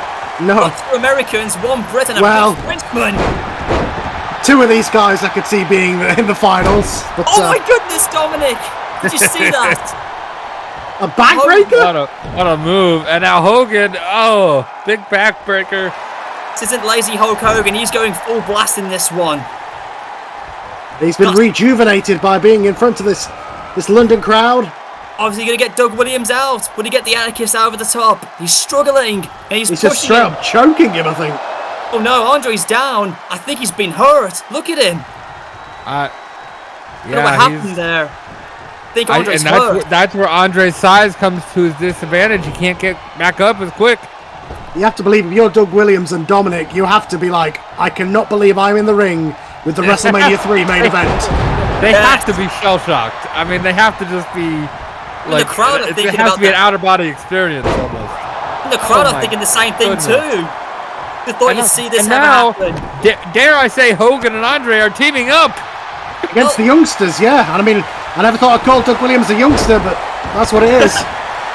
Well, maybe in this match he's acting like one. Think about it. If Doug Williams wins this, just imagine the Brits will be sent home happy if that happens. Well, so much for that alliance. Hogan can't do with a knee. I'm literally gobsmacked, guys. This is amazing. These guys need to be going more for top rope maneuver. They need to be getting people out. Oh no! I know. Well, I mean, they all need to be teaming up on Andre. Yeah. Guys, I think someone just got busted open there. Some blood just went flying. I think Hogan might be bleeding under the bandana. Hang on a second. See, I can have a look at that. Dominic Dijakovic, I think he was the one who got busted open underneath his right eye. Maybe. These battle royals are just so dangerous. You get hit from anywhere, from in front, Andre, from he's side, dominating. from behind. Look at Doug Williams. Oh, what an uppercut! Andre's rocking. Oh no, here we go. No way. No way. And the Anarchists get rid of the 8 Wonder of the World out there. He was trying. Brits against the French. Oh, what a shot by Andre. Look at the shots there. Oh, God. He's just punching the crap out of Doug Williams here. That's like getting hit with a car. Wait a minute, Hogan. 100 years war all over again, and they may fight for 100 years. Oh, God. Wait a minute, Dominic and Hogan. I hope not for Doug Williams' sake. Dominic and Hogan going at it. Oh, wait a minute. Wait, is Hulk Hogan doing a choke slam? No, he just did it. Wow. Hogan with a choke slam. Oh, work for me, brother. What even is this match? Given them they were in that semi and main events, that's got to be a shot. There's. Oh, there goes Keith. He's bleeding. He goes. And there goes Dominic. Whoa. Dijakovic over the ropes. A good effort, but just not enough to overcome the star power of Hulk Hogan, brother. Hogan's running wild here. And it's the two veterans, the two megastars who are household names, even to people who have never heard of professional wrestling have heard of these two, against Doug Williams. Who would have thought he'd make it with these two? Well, it's history. He could win it here if it's possible. He is the hometown hero. From running Berkshire, England. And also you have to think from the fans' perspective, he's the guy who's been putting in the work for the past 2 months here in the WWA. Andre and Hogan have just turned up here tonight. We've seen Doug Williams day in, day out. Each pay-per-view, he shows up, has an impressive performance, and, well, here comes Hulk and Andre to steal the show. Well, they were unexpectedly in. Apparently, they wanted to make their name in here, and what a good way to do it. I did say to you this event was full of surprises, and Andre and Hogan showing up was just one of many. Absolutely. Oh, stiff uppercut by Doug. He's beating Hogan. He's selling it here. Andre's getting back to his feet, and I think he's been busted open. Oh my God! Oh, Hogan just took the tiger suplex. Wait a minute. Oh, and Doug Williams has got Andre down. He just managed to hook Andre's arm. I cannot believe this. Doug Williams is in control of the match with Andre the Giant and Hulk Hogan. This is the shocker of the night. Never underestimate the power of the British. We're going in full blast, brother. And look at Hogan. Hot stoggy and grandstanding, but that might cost him. Oh. What's he gonna do when Hogan runs his reindeer all over you, brother? Now he's got Andre. Oh my goodness. Andre's trying to find a way out of this. I think fatigue is setting on him now. Oh man. You have to wonder if the crowd are behind are they behind the star power of these two, or are they behind their hometown hero? Yes, you gotta think. Oh no! Wait a second! Shades of WrestleMania! And the crowd goes wild. The London Arena's exploded. I never thought I'd call Hulk Hogan leg dropping Andre the Giant live and in person, but I just did. Oh, he just busted open Andre. Oh my goodness.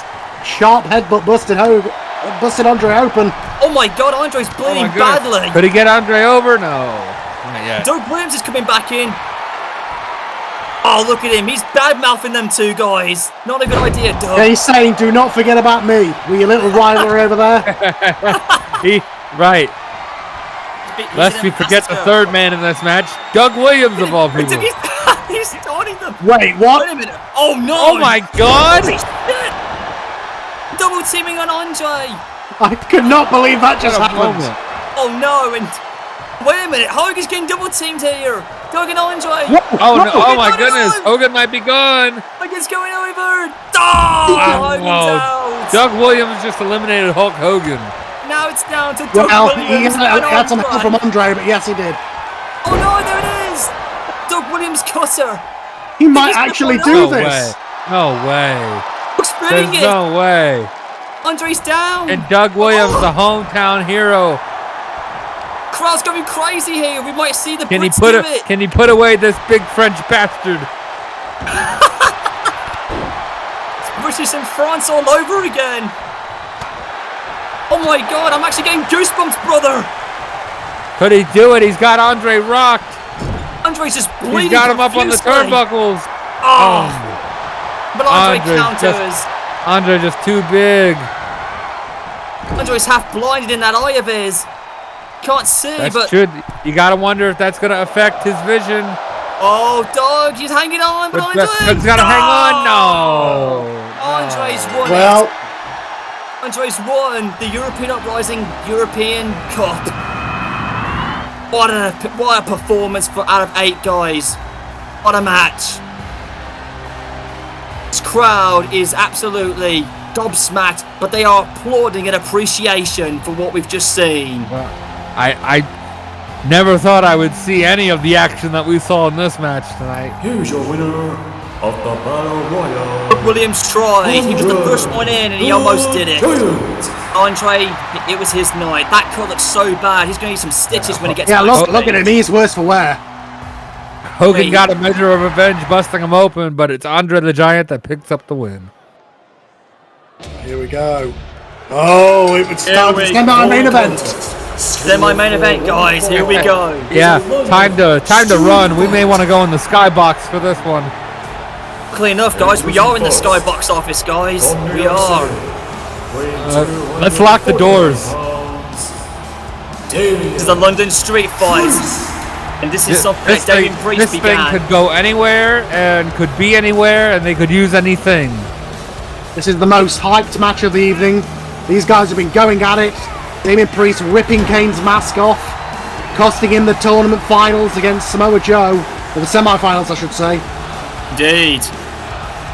Damien Priest absolutely put this on himself, and now Kane said he would try and disfigure him, and I'm not going to lie, I think Priest deserves what he got after costing Kane everything. We could have seen Kane and Taker in the bars tonight. He cost that family a shot at having a great main event. He cost the fans seeing that match, and he removed Kane's mask. And I'm sorry, that's a line that we know the history with the mask. We know what that means to Kane. You just don't cross that line.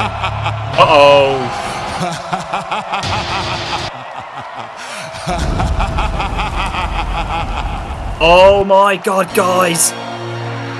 I don't think Damien Priest is prepared to go through Hellfire and Brimstone. Wait a minute. This isn't Kane we saw last time. Oh my god! Could this be? Oh my god! Through Hellfire and Brimstone! It's actually a real Kane! Good. God, it just got a lot hotter in here. It's here! Oh my god! Well, Damien Priest ripped off that other mask, but he didn't rip off this one. It is the classic Kane. And I don't think he's going to get a chance to rip it off. Damien Priest's gone for him! And here we go, we're starting in the rampway. This is where it ended last time. Armour has a strange way of going around it, Cole. It started on the ramp, and maybe it will end on the ramp. Yeah, this is where Kane got his mask ripped off here on the ramp when they were fighting. DDT by Kane. Listen to this crowd, guys. I can barely hear you. Going crazy. Look at Kane's outfit. He's gone back to his classic ways. Yeah, this is the 90s Kane. This is classic Kane. A classic sidewalk slam on the ramp. Oh my God! Kane might make quick work. Excuse me, of Damian Priest. See the crowd, they're actually chanting for Kane. Oh, hockey stick good to the head. God. Well, and Damian Priest is now paying for his sins. Oh, look at Kane actually cheering for his fans in the front row. Yeah, the crowd, they are hyped up for this one. This is going to be vicious. The match, the ring bell has sounded. They do not have to be in the ring. It is no holds barred. Counter by Priest. I mean, these fans agree with us that Damian Priest just went too far with his actions on Kane a few weeks ago. Yeah. Look at Kane. He looks bigger than the last time we saw him. I can't believe it. I don't think Damian Priest expected this. And Damian Priest, Kane just casually walked out of the way. Kane saw it coming. Damian Priest. Oh, he's been busted open. Oh, good Lord. Well, that may be a new record. Damian Priest is bleeding.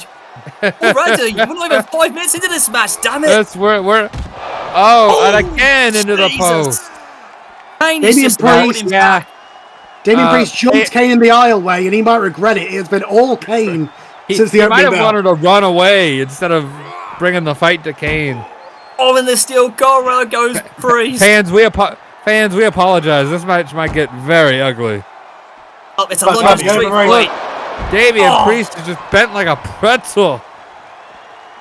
Kane did say you've seen nothing yet, but we did not expect Kane to be like this. He's in super monster form. This is going to get ugly. I bet you the Undertaker's watching backstage and he might be enjoying every bit of it, seeing his little brother doing what he does best. The Priest did also cost Taker, or at least tried to. He did, he tried. Look at this, Priest now. Kane took a little bit too long with that chair. Damian Priest able to capitalize. Finally, we're in the ring. Well, I was about to say Priest is finally in charge, but Kane is coming back. And now Priest again takes Kane back to the outside.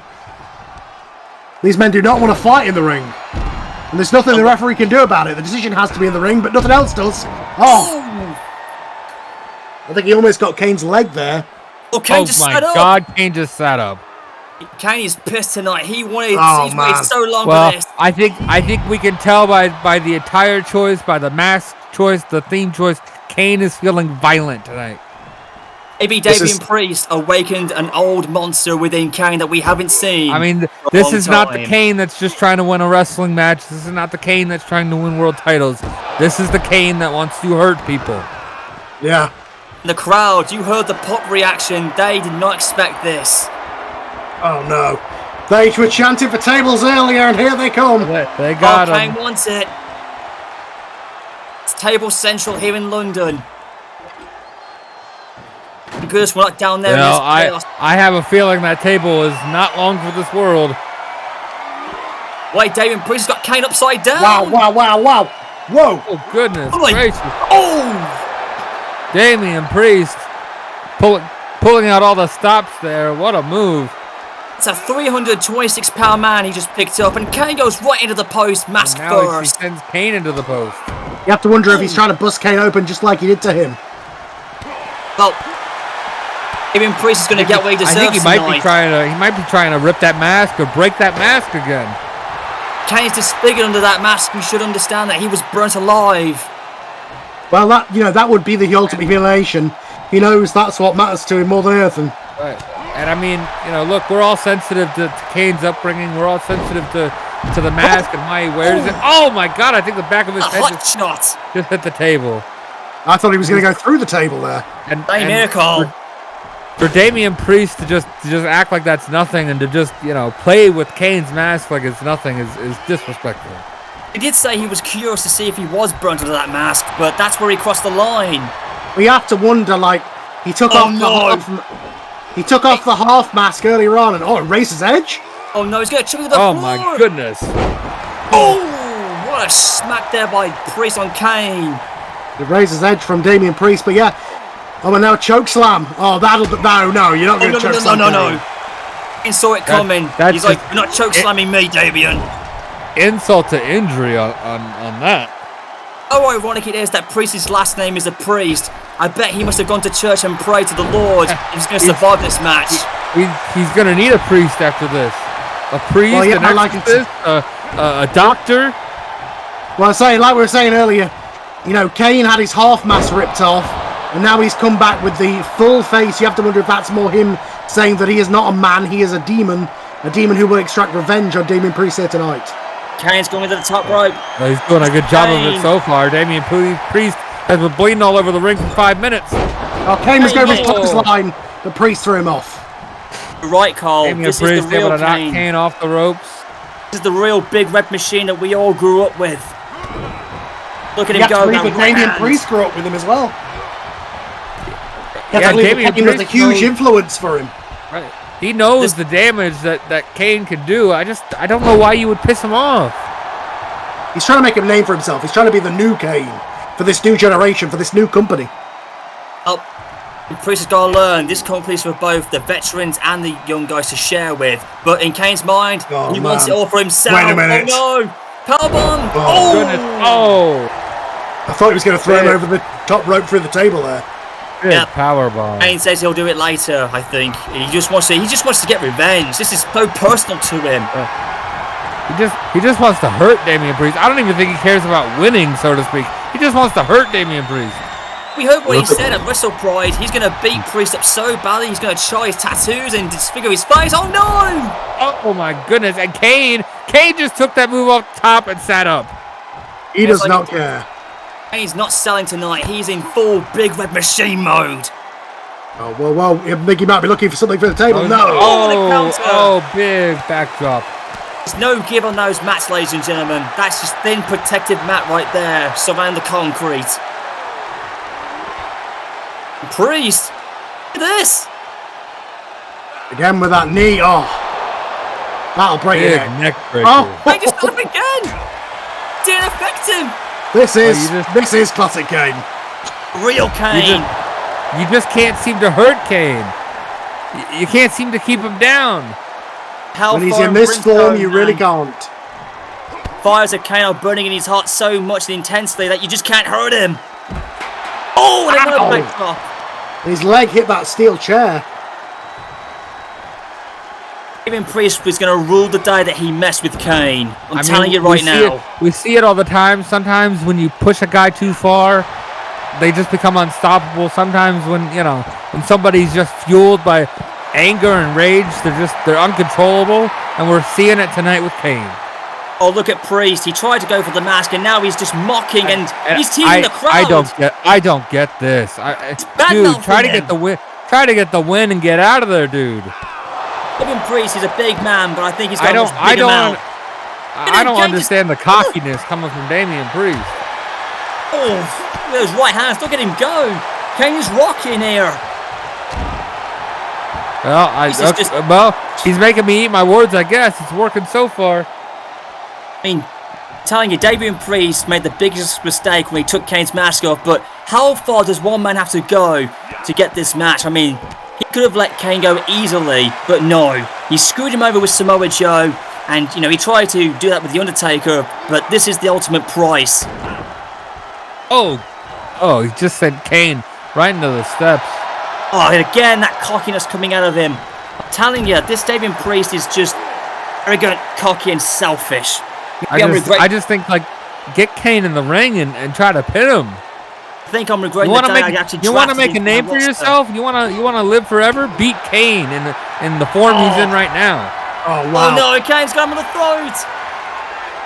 Choke Oh, choke slam on the floor was so much for that plan. Oh, there goes the French wait a announce minute. table. Oh, there it goes. Well, we called it earlier. Out of the way there, guys. Kane's right in front of you. This does not look good for Priest. Oh, flips first. Oh my God. Bet you Kane is enjoying every bit of it from under that mask, if he's smiling or not. Well, he's not even trying to get him in the ring. You have to pin him in the ring. That's how you get a decision. And Kane is not even attempting it. I mean, if there's anything that brings Kane joy, it's inflicting pain. So yeah, he is enjoying this. Oh no, Kane's going back to the top rope. Oh no way! No way! Oh, and it got countered. Holy shit! What a counter by Priest! What a counter by Damian Priest, and this might be his chance to beat Kane. That was amazing. Yeah, that'll keep him down, but don't follow it up on it. Don't get cocky. I hate his attitude and I hate his actions, but that was a hell of a counter by Damian Priest. I'm telling you, Damian Priest thought he was going to fight the half-masked Kane tonight, but he's appeared in full gear mode, maybe to play some mind games on Priest as well. You got to think that might be the reason why we're seeing tonight. We're in Sidewalk City right now. Oh, Kane's man. got them steps. Yeah.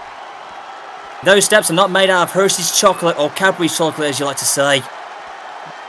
No, they're gonna hurt. And this is gonna be violent. No. Damian Priest able to counter. Priest, he kicked them stairs away. Damian Priest might have just saved his head. Oh! Release Vulcan Arrow on Kane. Now that was impressive. I thought that was going to be through the table, but Kane again is straight up. This match has been about 90% outside the ring. There's a London street fight, Carl. We expected this to be everywhere, and we expected this to be crazy and violent. It has been so far. Gotta say, Priest is hanging in there, literally trading. Kane just has an answer for everything that he's dishing out on him. I mean, Damian Priest deserves credit for hanging in there as long as he has, but yeah, who can say that you can survive that long with Kane and live to tell about it? Very few men have ever said that. I think Kane is determined to keep it outside. I think he's determined to use that announce table. Priest keeps trying to bring it back into the ring, and Kane is just like, no. Right. Kane just wants to. Oh my goodness! Right on the edge of those steps. Kane just wants to hurt Damian Priest. He must be enjoying using that sidewalk slam a lot. It's understandable. Like I can't say I don't get it. I get it. Kane's picking him up. Are we going to see a tombstone? Oh, whoa. Big power slam.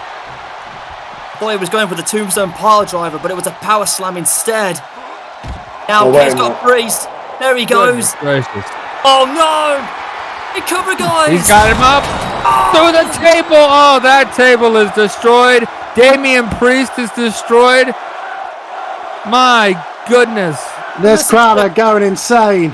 I love it. My goodness, Damian Priest is just bent out of hell, contorted like crazy. He's getting back up. How is he still going? Now that's guts right there by Damian Priest. Is it guts or is it adrenaline? I don't think he knows where he is. Oh no. Oh my god. Oh my god. I think Kane just tilted his head and saying, you want to get back up? Well, I'm going to dish some more punishment to you, Priest. Priest is trying. He's fighting back. Spear. Oh, big takedown. Look at him. He's mocking Kane. Stop doing that, Priest. I mean, you can't say he hasn't got guts. I'll give him that. Maybe he's got super balls of steel to stay in there with Kane. He's either got balls or he's stupid. I don't know which one it is. This match can end anywhere in the building, guys. It can end up on that ramp, like we said. It may end right there on the shards of that table. Kane just suplexed Priest backwards, and his knees hit the steel steps. Damn, that's gotta hurt. I think every bit of Damian Priest is. Oh my God! Off of that guardrail. Guardrails are not budging tonight. They're holding their own in this match. I think every part of Damian Priest is feeling the pain tonight. Oh no, this is gonna be bad. Kane! Oh my God! Oh my God! The back of his head just hit the steps. Kane is just like a prowling predator. Look at him. Kane tightening his glove. He knows he's close to finishing this match, but he wants to dish out a little bit more. I don't know if it's too far, but it's certainly uncomfortable. This match has been unpredictable, wild, and let's just be fair, this has been an absolute war of attrition between these two. It's been an ass kicking, that's for sure. Kane again is back up. Damian Priest counters with a knee to the ribs, but Kane counters with a kick of his own. They are, like, he is fighting back. He has been destroyed in this match as Damian Priest, but he is fighting back. Give him credit.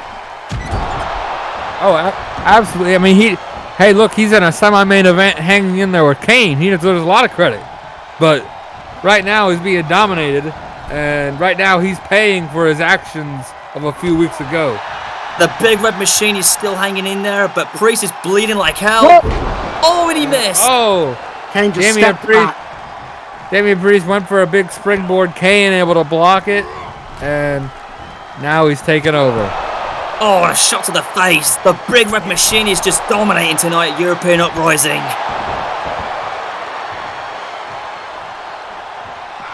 Kane with a double axe handle from the top rope. Oh, big axe handle.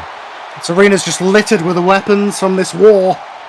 It's carnage. It's like a war zone down there. Oh, and man. Kane, oh no. Oh, he just smashed Through it the table. Damian Priest That is table. shattered. Destroyed it to a million pieces. Damian Priest destroyed it to a million pieces. That's the second table he's been through tonight. Kane did say he was going to try and disfigure and break Priest into half. I think he's doing a good job of it, and now he's calling for it. There we go. This might be it here. Kane Here we go. calling for Damian Priest to rise. Gonna send him for a last ride and take him to a choke slam. He's got all him. the way to Got him hell. by the neck. Up Come on, and Kane. Finish him down. off. Oh, there we That's go. Good That's night. it. One, Damian Priest two, paying for his sins. three. Kane gets his revenge. Took 3 choke slams, but he was satisfied on the 3rd one. Wow, what a war. There was chokeslam number 1 on the outside. Number 2 is through the table. This was French just announce table. brutal. Through the Oh. table, Damian Priest bent like a pretzel, and here Damian Priest just planted in the middle of the ring, and it was academic at that point. 1, 2, 3.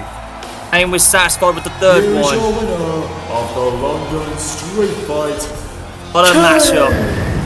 And the flames erupt in London. But this is the beginning of a new dominant era for Kane in the WWA. Absolutely Wait, he's not could be, and wait a second. Wait, Kane's not finished. hold on. Oh, Hold on. Kane's not finished. Can you blame Kane's him? not done. Kane got the win, and he's still not done. He's not satisfied. He wants to get a little bit more. After all of that, he's still not satisfied. Can you believe it? Kane's just so 3 full of rage. chokeslams wasn't enough. You're gonna put him through the other announce table. Making him bleed 5 minutes in wasn't enough. Kane said he was going to disfigure Priest. And I think he's doing it. Oh my God! Oh! Oh! Well, He's ow. just he's yelling and ow is grunting all I'm here. gonna say to that. Here Oh comes a no! fourth Choke choke slam number slam. 4 on the outside. Wow. Kane One is last just a super emphatic duper choke monster. slam. Look at Kane. This is not over between these two. I can guarantee you, this is just the beginning of a war. We cut backstage and see Samoa Joe being interviewed by Sean Mooney with a very determined look on his face, but also sensing that this night is historic. Samoa Joe, tonight is the night. This is the moment that everyone has been anticipating all night long. The main event finals with you and The Undertaker clashing for the World Heavyweight Championship. You are now one victory away that could become your own world title. Sean Mooney, what you fail to realize is that I've not just been training for this event to come, but I've been waiting. Cameraman, look at these eyes. I've barely slept one night since European Uprising was advertised and the finals between me and The Undertaker was promoted. Well, Joe, you gotta get Now good finally- sleep. You're not gonna beat the Undertaker with no sleep, Here dude. in London, we get to decide who becomes the man of this grand organization, but also the man who will carry that gorgeous title into the future. Nobody wants to win this badly, I've been JJ. waiting to kick your skull in all night long. Undertaker, I've been waiting all night long to choke you out in the middle of this ring to reclaim what will be my World Heavyweight Championship. And as for history in the making, Sean Mooney, you're damn right. Because tonight, not only am I going to defeat The Undertaker and become the WWA's first heavyweight champion, but I will end his undefeated streak, for it's only just occurred that he and I have not lost a single match since the dawning of the World Wrestling Alliance. Well, They have never been Dead beaten. Man, American Badass, Unholy Trinity, whatever you want to nickname yourself. Tonight, you're the one who will be laid down.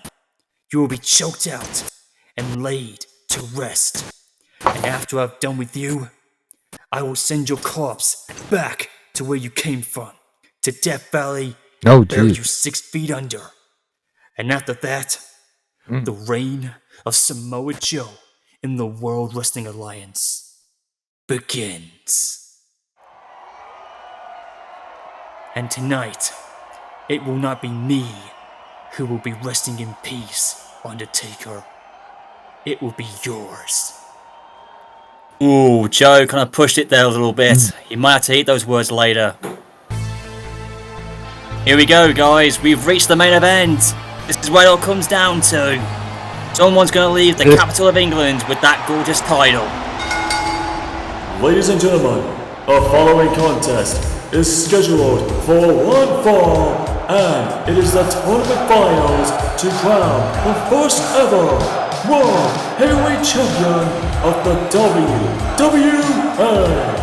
Introducing first, from the island of Samoa by way of Huntington Beach, California, weighing 280 pounds, Samoa Joe. Going with a This is going special to be- MIDI theme. This is going to be a historic contest. Biggest And match more we've ways ever around. had.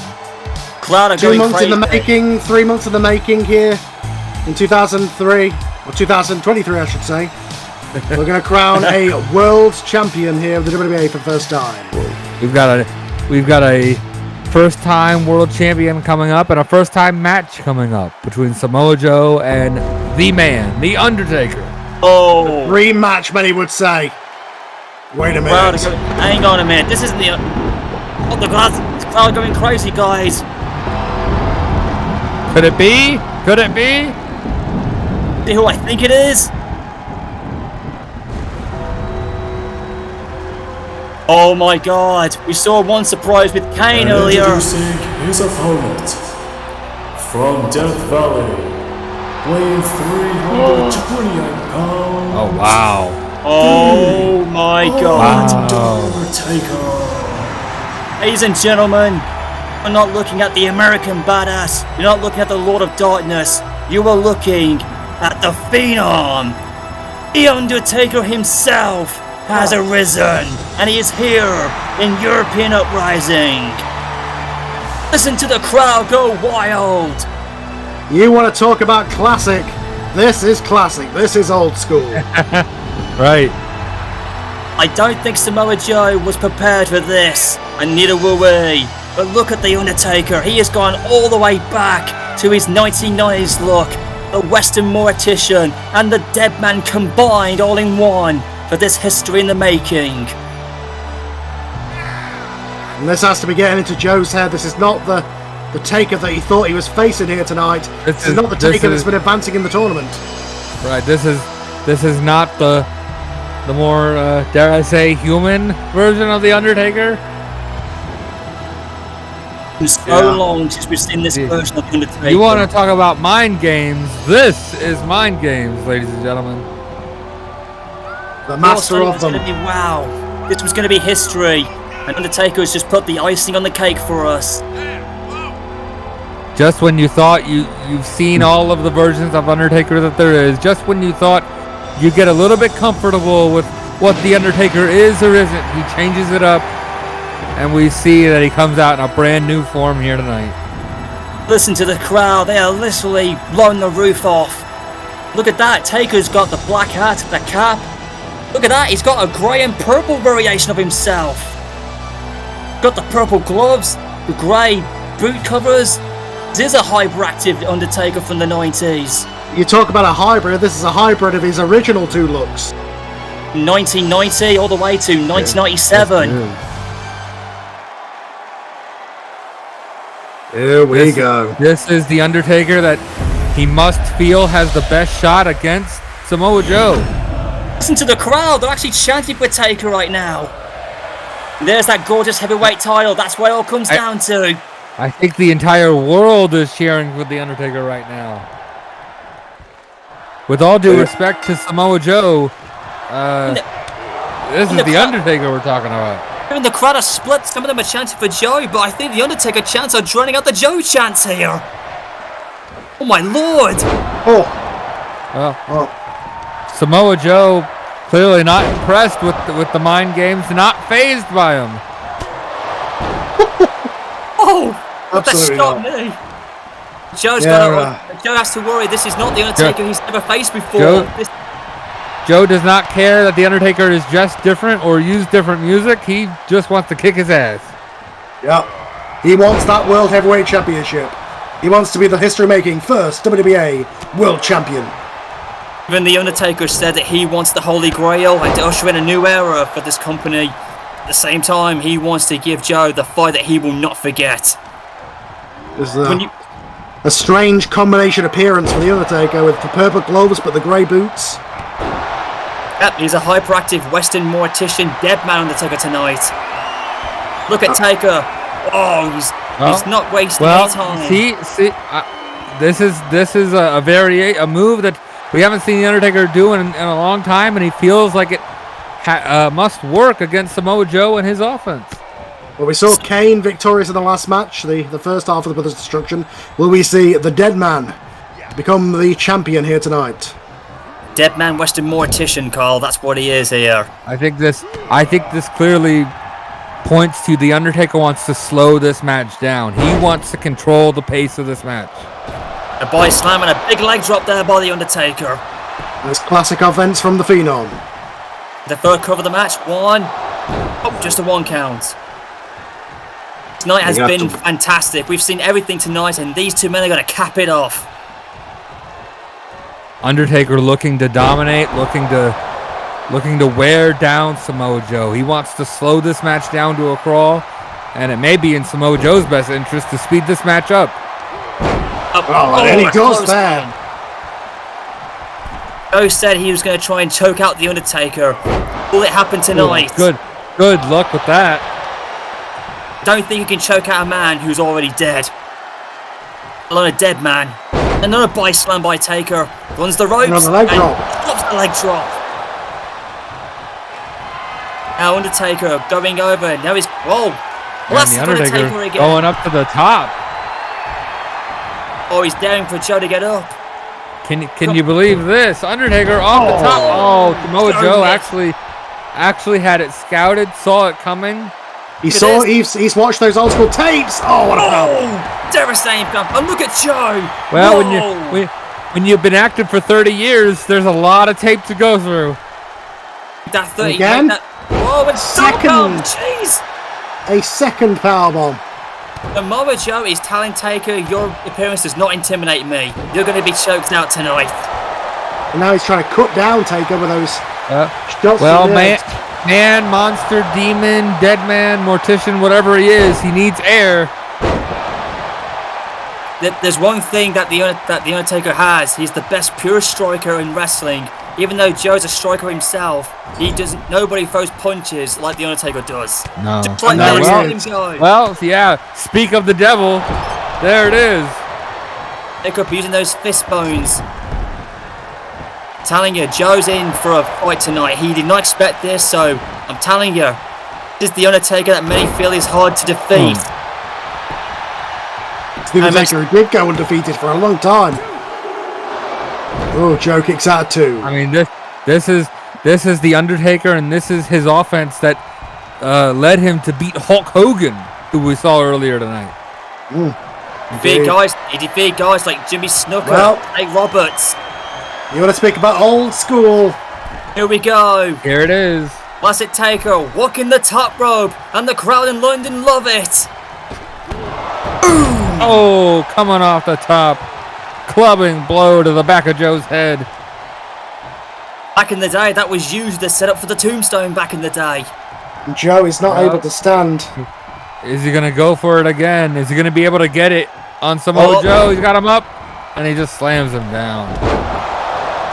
Big leg drop. Taker's got a strategy here. He's not wasting his time. He's going at a good pace here. He knows he needs to wear a big man like Joe down. The first time these two men have ever crossed paths, and what a way to do it with the World Championship on the line. Go admit, these fans are going to be sent home happy tonight. There's been a hell of a show already. Joe, look at that. Maybe he's going to go for the clutch I already. have a feeling this is going to be a hell of a match, too. With Samoa Joe might put an end to it early. Oh, wow. Look at these suplexes from Joe. I mean, The Undertaker... Oh, no. Not a lot of guys can throw The Undertaker like that as Joe comes off of the top with an elbow. That could be it. No. You want to talk about agility? Oh, Joe my goodness, he just sat up. Taker sat up there. Classic Taker on display. But Joe now... What's this? Wow. Leg hook. Oh, my goodness. Going after the knees. That makes sense. I can guarantee you The Undertaker has never seen offense quite like that. What a minute, Tombstone! Oh, this could be it. Tombstone! That's it! Good God! Tombstone! Joe is dead. That's it. We have a new WWA Heavyweight Champion. Wait a minute! Joe kicked out! Whoa! Joe kicked out? And the Undertaker can't believe it. Went right for a cover again. Look at the look on his face. He can't believe it. Oh my God! Joe's coming back! Not only did he kick out the Tombstone Piledriver, Joe is now in control. Holy cow! This is Samoa Joe from Ring of Honor we're seeing here now. I'm shocked. But Taker says no. He's going to try a second time. Taker has him up again. One more time. It's just going to be enough. We'll do it. Oh, but Joe's going to lose. Samoa Joe, his foot is just barely under the rope. Not since the Big Red Machine Kane have we seen somebody be able to not be put down by two Tombstone Piledrivers. Samoa Joe. I mean, look, The Undertaker is apoplectic. The Undertaker is a guy who doesn't show his emotions often, and he is freaking out. This Undertaker does not show his emotions, and you saw the look on his face when Joe kicked out that first Tombstone. He did. He couldn't believe it. These fans couldn't believe it. He can't believe it either, JJ. And now, for so many years, we talk about how hard it is to put The Undertaker away. Undertaker's got to be thinking, what do I have to do to put Samoa Joe away? Well, this is the first time they've ever locked up. They don't know what to expect, but it's finally dawning on Undertaker that this is no ordinary man he's facing. This is a Samoan monster. I think it's dawning on The Undertaker that he hit Samoa Joe with his best move 2 times and it didn't put him away. You can see him just spamming his offense there as Joe again goes back to the strategy of working on that knee. The cover. Oh, no. Taker kicked out. There's not even a 1 count. I think The Undertaker's just going to turn this match up a notch. He needs to increase the offense in this match. Yeah. I agree. The Undertaker, for being the master of the mind games, is now at a mental disadvantage. He may not be at a physical disadvantage, but he's at a mental disadvantage.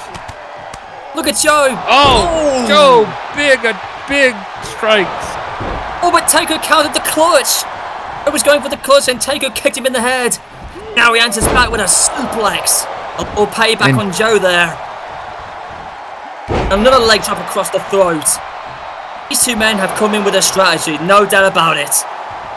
The Undertaker knows he has to avoid the coquina clutch. The Undertaker, known for the occasional mixed martial arts submission grime, he knows that he has to avoid that rear naked choke. Yeah, we might see Hell's Gate if that has to happen. Now Joe going on look in the arms. Telling you, These fans cannot believe what they're seeing. They're just enjoying this. I can't believe what I'm seeing. I thought it was done after the tombstone. Oh, Taker now. Maybe he's getting a second win. Maybe he's making a comeback. And he takes Don't Joe miss to the that big corner. above the top rope. Take it now. Coming back. Taking Joe in the corner. Those right and left, right and left. Big strikes from the best striker in WWA. Pro wrestling, period. No matter what style you look at it. Nobody just strikes like The Undertaker, and I mean literally nobody. Well, I mean, Joe is also a hell of a striker in himself. Maybe he's the only one who can actually match up with Taker with the strikes. Oh, harsh knee to the My face. goodness. Look at Joe's face. He's got a bruise as well, up all over his face right there. Oh, man. He's going to be feeling it tomorrow. I mean, these guys are fighting for legacy. They're fighting for history here. I mean, the person gets to have their name in the record book forever. I mean, you get to be the first world champion of a company, and how many people get to say that? Nobody. And now Taker's singing for the end. That purple glove high in the air. The He's got it tombstone in can't the air. do it. He's signaling for the choke slam, I believe. Oh, wait, he's going back to the... Oh, no, Joe can't old school. Joe got out of it. Now, And now Joe, big underhook suplex. And this match has been amazing. Evenly matched. Look at Joe. Oh, classic Joe offense. My goodness. I mean, you talked about undefeated streaks earlier here. You talked about undefeated streaks earlier with The Undertaker. Don't forget Samoa Joe was undefeated for 2 years in TNA. No, a year and a half he was unbeaten in TNA. Till Kurt Angle beat him. He was even the longest reigning TNA champ as well. He held that for an entire year. These are guys who have not been beaten in WWA. So these are two guys proud of their streaks, proud of their undefeated status. They do not want to give it up here tonight. Pressure is on both these guys. They're feeling it. Taker has got a huge variety of offense here tonight, but he knows what works. He's the veteran. He's got more experience over Samoa Joe. Think about that. Joe couldn't hold him up. That's that size advantage there. Oh, I think Joe's back gave away on him. Yeah, that's that size advantage. Taker's got a good foot on him. To mention, Joe was concussed at Wrestle Pride. If you remember, he was tombstone on his head, so that may have played a factor in that. For sure. Oh, Undertaker off the top. You remember when Kane dropped him on his head? Kane dropped him on his head that one time, so that might be affecting Joe in this match. To keep that in mind. You gotta. Well, he also got dropped on his head twice tonight. I think that might have had something to do with it. Look at Joe, he's fighting back. Joe fighting back. Joe took a moment to soak up the energy of the crowd, and he paid for it. Oh my God! Undertaker showing his athletic ability there. I bet The that's Undertaker just flying off the apron onto Samoa Joe, and now this match has turned into a fight. Basic brawl. Oh! Now Undertaker hanging him up. Joe up on the guardrail, big boot. It's like we saw in the last match. It's now become a brawl. And to be quite honest, this match had remained relatively technical, but it's now turned into an all-out war. Oh my God! Right into the guardrail. That's how much the WWA title means. Right, when the title's on the line, like, I'm sorry, sometimes you got to turn it into a brawl. That's how much it means to these two guys. Pride, championship material. These guys are going to lead the company into the here, man. I'm telling you, these two will be honourable. Oh, Undertaker, there can only be one champion in the WWA. Oh, he's squeezing the energy out of Joe. I mean, how many guys can lift up Samoa Joe on a bear hug like that in that position? Not that many. Joe's fighting back. He's still got enough fight left with him. I mean, win, lose or draw, these two men have put on a hell of a performance tonight at European Uprising. Absolutely. And there's the Island Driver. Island Driver on the floor. And if he can get the Undertaker back in the ring, that might be it. It was one of Joe's old Ring of Honor moves he used to have. Could work. And taking the crossbody. Big crossbody. Throws all the caution to the wind. He does not. He needs that world title, I think. Undertaker flew past, he knocked out the Spanish, and now it's Both of taking off again. Both of these guys need the world title. Everybody in this company needs the world title. I think none of these guys want it badly than these two guys. But right now, there's only two men that have a chance to have it, and that is The Undertaker and Samoa Joe, and they are duking it out here tonight. Yeah, both of these men are absolutely determined to be the first WWA World Champion. So only one of them can do it. This opportunity will never come again from one of these two guys. That's the sad thing about this. The Undertaker, defined by the WWE, and he wants to separate himself from that. Samoa Joe, defined by his TNA run, and he wants to separate himself from that. And tonight is a chance to start fresh for both of these men. Joe's been everywhere. Taker's only been in the WWA for 30 plus years. Joe Rush gets a 1 count. Oh, look at Joe's face. I think Joe, I'm sorry. Joe, I'm sorry. You're not beating The Undertaker with a slap, no matter how hard you slap him. Look at Joe again. Just spinning back. Taker. Oh my goodness. Goodness gracious. Look at this. Ooh. Look at that. Look at the sweat just flying off of The Undertaker. I think Taker's realizing now he's in for more than what he told him for. Just pissed him off right there. He just sat up. That might have just woke him up. And this might put him back to sleep. Oh, thank God it's not a casket suplex. match. Be glad it's not a casket match, otherwise that would have been the case. Jesus, those shots by Joe just pounding in the face of The Undertaker. Good Lord. And a kick to the spine. And you talk about the pure striker, Samoa Joe, showing his pure striking ability now, but taking a little too long to celebrate, and he pays for it. I mean, the energy here is infectious. The energy here is just wild. Both guys can feel it. We can feel it. Everybody in the arena can feel it. Taker again with that careless crossbody. He did that once with Diesel at WrestleMania 12. Maybe it's coming back into play. I'm telling you, if you thought the opening of this match was great with Ricochet, Mysterio, and Balor, this main event is telling you something else. With bigger guys doing it now. You gotta think Finn Balor is watching this match very, very, very closely. I bet he's loving it as a wrestling fan backstage. I mean, think about it. He grew up watching these guys, man. Oh my God! He's loving it as a fan, and he's loving it as a wrestler, because these guys are beating the crap out of each other as The Undertaker flies off at the top of the rope to the outside with an elbow. Taker, you are not Shawn Michaels, but he thinks he is tonight.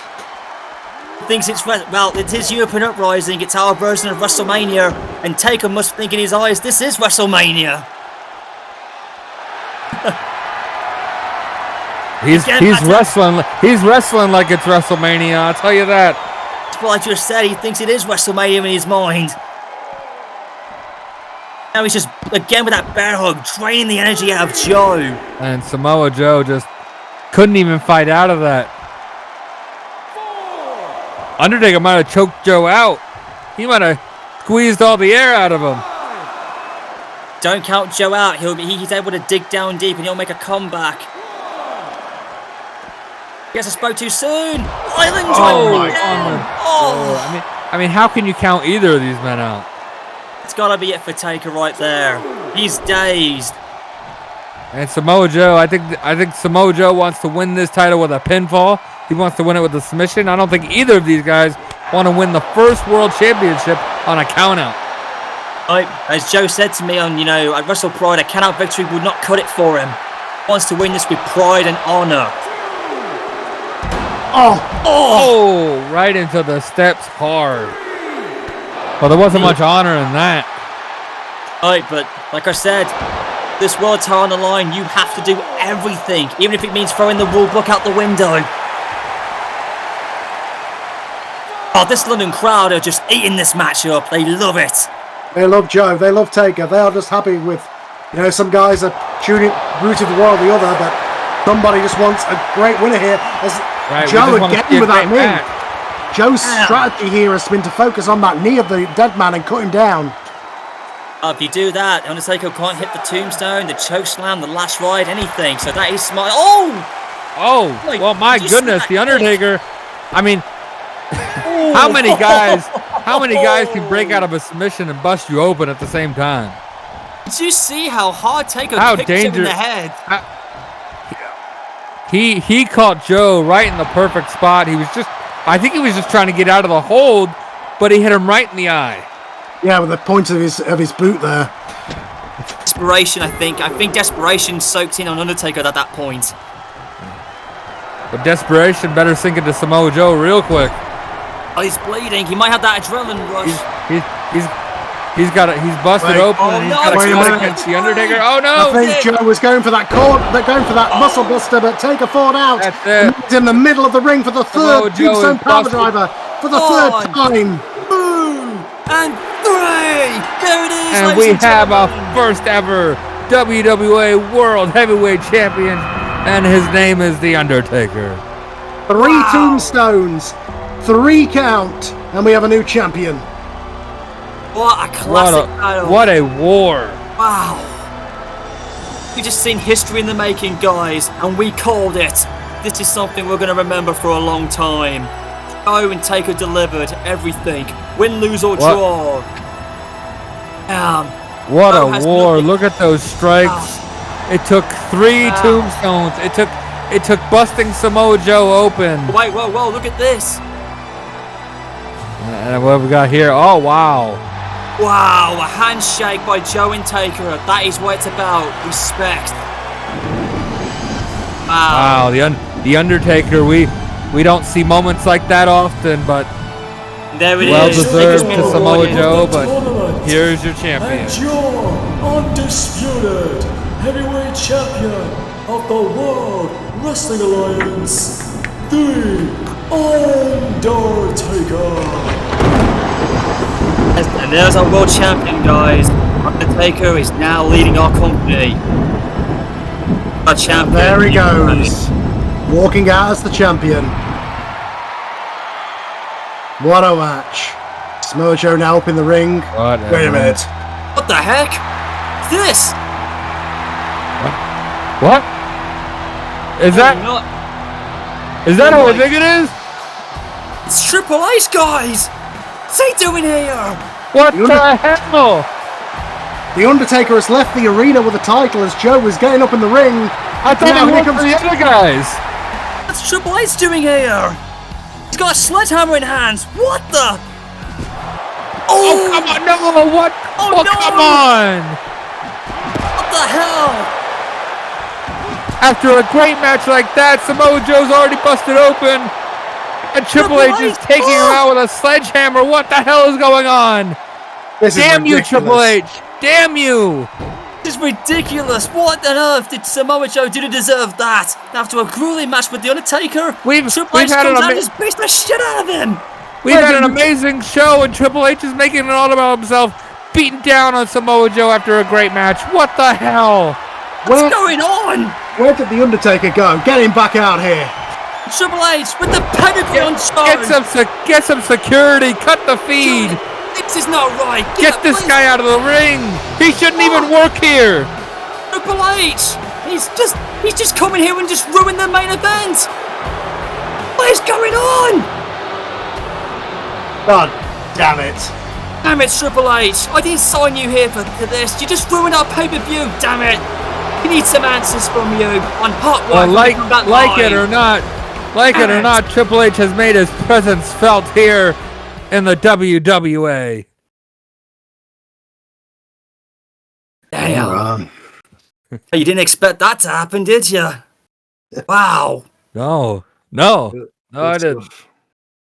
Got ourselves a TV champion, we've got a world champion, and now Triple H has just debuted and just basically just ruined our pay-per-view. What a night until the end. I did say, JJ, I did say it was going to be something. Are you wanting to do like a quick recap thing, Glenn? What, Carl? Are you wanting to do a quick recap thing before we get out of here? Yeah, we might as well do a recap to top it all off. I've got to go back on the live card here, man, because they're going to be in the background. Yeah. Do you want to introduce it then, and then I'll just put it up as like a separate video or something? Yeah, we can do that. Okay, so if you just do like an intro to it and then throw to us about opinions or whatever, and then we'll just record a quick thing. I'll upload it at the end of the video. Okay, I'm just going to go back to the match card and see what happens, just so I can remember where we are. Okay, here we go. So are we ready? Yep. Well, ladies and gentlemen, that was an historic night. European Uprising, the first big show of the World Wrestling Alliance. Basically, my version of WrestleMania. You saw it with your own eyes, all the way from the start to finish. We kicked it off big time. So let's get right into it with us recapping thoughts with JJ and Karl. Match opening number 1. It was the One Last Chance Saloon 3-way match to declare the number 1 contender for the world title, featuring Ricochet, Rey Mysterio and Finn Balor. It started off hot and fast. In the end, despite Ricochet, Mysterio did what they could. The demon Finn Balor that we saw tonight was unleashed and it got him the victory. A big win comeback for Finn Balor, and now he's the number 1 contender for the World Heavyweight title. AJ, I'll start with you. Give me your thoughts on the match. Well, this was a million miles an hour. The way that we thought it was. Balor and Ricochet. Continuing from last month, and I actually really clever way of, hey, the losers don't get a world title shot, but they made up for it with Ricochet and Rey becoming a tag team, and I think they're going to be quite a successful tag team. So really well done all the way around on this. Oh, what was your thoughts on the opening contest? Great way to open the show. You always want to start out with those cruiserweights, those fast springboard maneuvers, high flying, all that kind of stuff. Great way. I like the stakes. It reminds me of obviously like the Cody Rhodes type thing, or something maybe in like Lucha Underground where they'd have that extra stakes of like, you can't go for the world title after this. Like you have to go all in. It's all or bust here, and it just made for a great opportunity. Seeing the Demon was really cool. Again, makes sense pulling out of the big pay-per-view, and it gave him that extra motivation. Balor was all over the place. Yeah, I thought this was a great winning match. I think it was the right winner, and it sets up for a good storyline going forward where Rey and Ricochet can't challenge for the world title, so they'll team up as a tag team championship. So we saw that after the match where they, made an alliance and said that they're going to go for the tag gold. Makes perfect sense. To mention, Rey Mysterio also went a little retro tonight. He was wearing his Halloween Havoc attire to make it intriguing as well. Yeah, definitely. Yeah, everybody had a nice little, very WrestleMania like. Everybody had a cool little entrance or different look or something, Indeed. Something interesting. Well, European Uprising, they said they were going to have something special. This was just one of over 9,000 surprises, let's just say. Okay, and then match 2 on the card was Undefeated Streak versus Undefeated Streak, Ember Moon versus Sasha Banks. These two women literally just tore it. There was no technical advance in this match. It was just a straight up women's fight. As you saw in the match, Ember Moon came very close to losing for the first time. Sasha Banks, she's no slouch, and she proved that she's still the boss. But even though she lost to Ember Moon, the two women had a good handshake in there, so no bitter feelings between those two. Again, respect is what it came down to in this match. So we'll see where it goes down between those two. Karl, I'm going to start you off with this one. What were your thoughts on this match? Although it's a good match, I really like how you're pushing Emma Moon and getting a win over Sasha Banks is a great way to do it.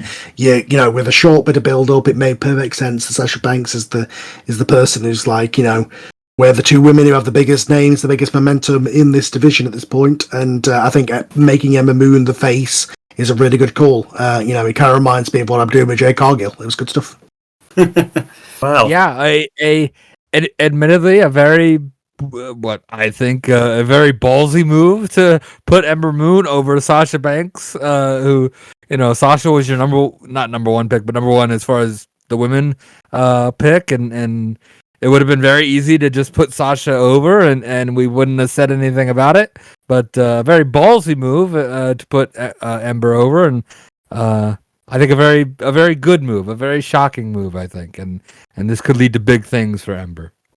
I think a lot of people who asked about their opinions, they all were behind Sasha Banks, so unfortunately if anybody was betting their money on it, they lost it that night. But either way, you heard the crowd reaction, they loved it, they got what they wanted, and a good storytelling. I mean, who knows what will happen afterwards, but now we go to one of our big matches that were hyped up. We saw the pre-promos between Bobby Roode and Braun Breaker.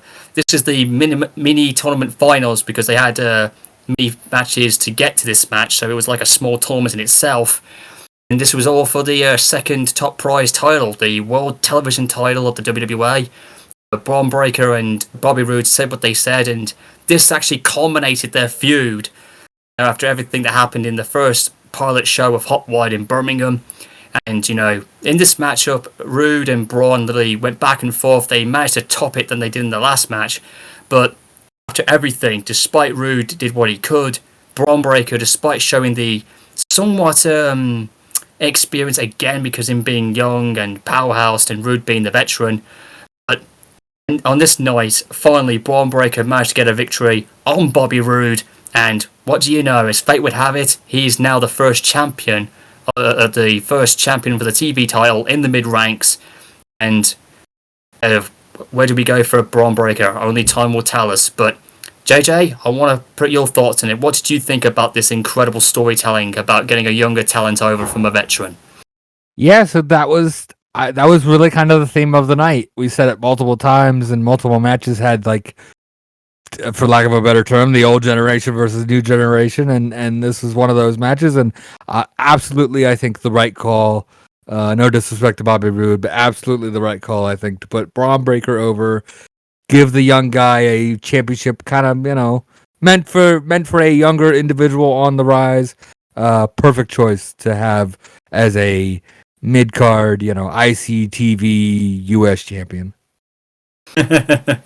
Well, it's going to be defended really good. I mean, I'm so glad I managed to put it on Braun Breaker. Just wanted to give you a heads up. I wanted to figure out who I was going to give it to. So, you know, originally, before the whole carding with Balor winning it, I was going to originally give it to him, but I thought Braun Breaker deserves a bit of a push. He's new and young, so it's perfect. Carl, what did you think about this? Give me your thoughts. I thought that it was a good match, and I liked the mini feud that you had, where, you know, like, he jumped in from behind, so now, you know, and we got an explanation for that in this. It was kind of the legacy of Bobby Roode feeling like he's the disrespected veteran. Makes sense. Good stuff with that. Do not like that Bobby Roode called himself a mid-carder. That is way too... Not only is it, like, shoot promo-y, which is, like, a bit too... It's like somebody calling themselves a jobber. It's acknowledging the backstage a little too much. It kind of breaks the kayfabe world a little bit. And also, I think it's demeaning to him to call himself a mid-carder. You want to make sure that he says, you know, like, he is... You know, he's going to make this championship the championship, and not really acknowledge that on screen. That's my little nitpick with that thing. But the match was good. Right winner. I think it makes sense for this belt to be, you know, the belt that the young guys hold and carry the company forwards, you know? Just to let you know, like I said before, Bobby Roode had a bit of an ego going in. He thinks he was like, you know, because he's battling a youngster, he feels like he's a young Bobby Roode all over again. So that was kind of just slanted in there a little bit, and but then again, Bobby Roode did pay the price for that, so that was another reason why he lost, because of, like you said, that little shoot back there. Oh well. I mean, who knows? Bobby might go for the title again. It all depends on where I'm going to go from here. Either way, let's move on. Match number 4 was perhaps the first stiff, and I mean stiff, match of the night. Karrion Kross versus Brock Lesnar. This whole match was just absolutely just stiff, brutal, and, well, thank God it didn't become a bloodbath, but it was absolutely, like, monstrous, because Karrion Kross held his own with Brock Lesnar, but in the end, Brock Lesnar went into super beast mode. He was not as he was, as we've seen in recent time. This was a rebirth of a younger Brock Lesnar from the Ruthless Aggression era, and despite everything, he literally conquered Karrion Kross, and his undefeated streak continues at 2-0. Who else is going to step up to the beast? We don't know. Only fate will tell us. Carl Dutton, lay it down. What did you think about this match between these two peaceful individuals? This was not a match, this was a fight. I thought it was a good fight. I liked how the managers became involved and they were a factor, and it just really worked out well with them. Both played to their characters. It was kind of heel versus heel in that sense, but the crowd chose their favourite in Brock as the incumbent. Brock really showing a variety of offense. There's just so many suplexes and just hard-hitting strikes. It's, you know, Brock showing why he is the beast. This is, you know, absolutely Brock Lesnar in his prime. 2 F5s. Oh, sorry, just 1 F5, but was enough to put him Karrion Kross down. But Kross did not look bad in this match at all. I thought it was a solid match, and I'm interested to see where Brock especially goes from there. And JJ, I know you're a bit of a Paul Heyman and Brock Lesnar marking away, so just lay it down. What did you think about this match? A match you thought you never thought would happen, did happen. Lay it down, brother. Just a very stiff match between two heavyweights. This kind of reminds me of you know, just almost like Mark Henry Big Show back in the day, where it's just two big guys, and it didn't overstay its welcome. It didn't have to go forever because it didn't have to go forever, but it was still entertaining for what it was. And Karrion Kross certainly does not look weak. Losing to Brock Lesnar after two F5s and however many suplexes, so. No, this is a good match. Good match between two bigger, super heavyweight type of guys. No, this might be the beginning of these two guys. It all depends what I'm going to do with these two. Like I said, anything can happen in the WWA, big time. And there we go to match 5, which was actually the bonus match, the European Uprising Battle Royal Cup with 8 guys in. There was more Europeans than Americans in this one. So you had Doug Williams, Martin Stone, Sheamus, Cesaro, Keith Lee, Dominik Dijakovic, Hulk Hogan, and last but not least, Andre the Giant. I mean, if you thought you saw everything, this match literally was a storied battle war in its own right. I mean, you had generations all colliding, but the biggest takeaway was Hogan and Andre.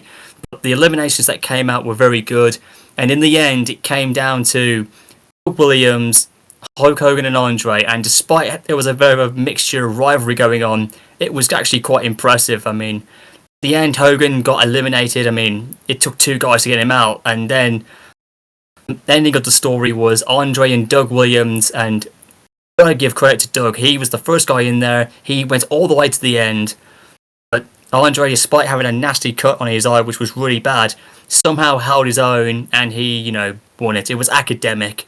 And Andre wins with the European Uprising Cup, standard cup, which is about half his own size, I guess. But it was an impactful debut on the show. And well, what can I say? It was literally a match that no one saw coming, and it was one of those big surprises that this event went, and it delivered on nicely. So, AJ, I'm going to let you start with this one. Get this one off your chest, because I know you had a lot of fun calling this match. Yeah, that's the word. This was a lot of fun, kind of a what the fuck, but a good what the fuck, and just fun, a fun little surprise. I don't know if Hogan and Andre are gonna be regulars or just kind of you bring them in for these kind of things, but a fun surprise when we weren't expecting it for sure. So a very fun battle royal type of match. You didn't think Doug Williams was going to be the last guy against Andre, and you thought the Brits was going to do it. I know. I don't think nobody thought that. And Carl Dutton, give me your thoughts. What did you think about this bonus match as well? That wasn't even expected to be on, but it happened. Yeah, this was fun. This was the Andre the Giant Memorial Battle Royal. No pun intended. This was the get everybody on the card. Have fun. I think the way the match played out made perfect sense with Hogan and Andre, and then you had the younger guys holding on, or Doug Williams making it almost to the end of the hometown guy. Andre makes perfect sense as the winner. Him and Hogan going at it. Hogan got double teamed, so he's got an excuse to lose, brother. I think this was, like JJ said, a lot of fun. The right person won, and I'm interested to see what happens with these characters going forward. And of course, I have to say, I didn't know how it was going to play out, but I had a feeling it was going to be Hogan and Andre in the last two. It almost did, but having Doug in there at the last moment kind of changed the whole outcome, and it made sense for the Brits and the French. I mean, you even saw it on the stage for crying out loud, which was side by side, so that even made perfect sense. There was a minute there where I thought he was going to win.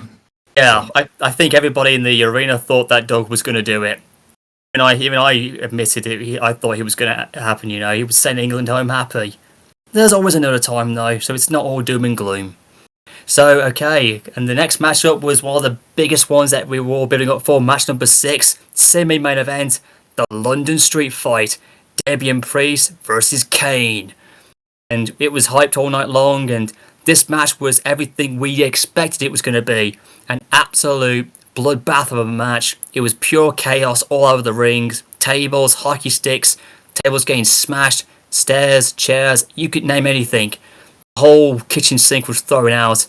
Damian Priest did what he could, but what he got was not the Kane he expected. This was a super monstrous killing big red machine that he faced, and possibly the beginning of Kane's unstoppable dominance in the World Wrestling Alliance. You saw what he did.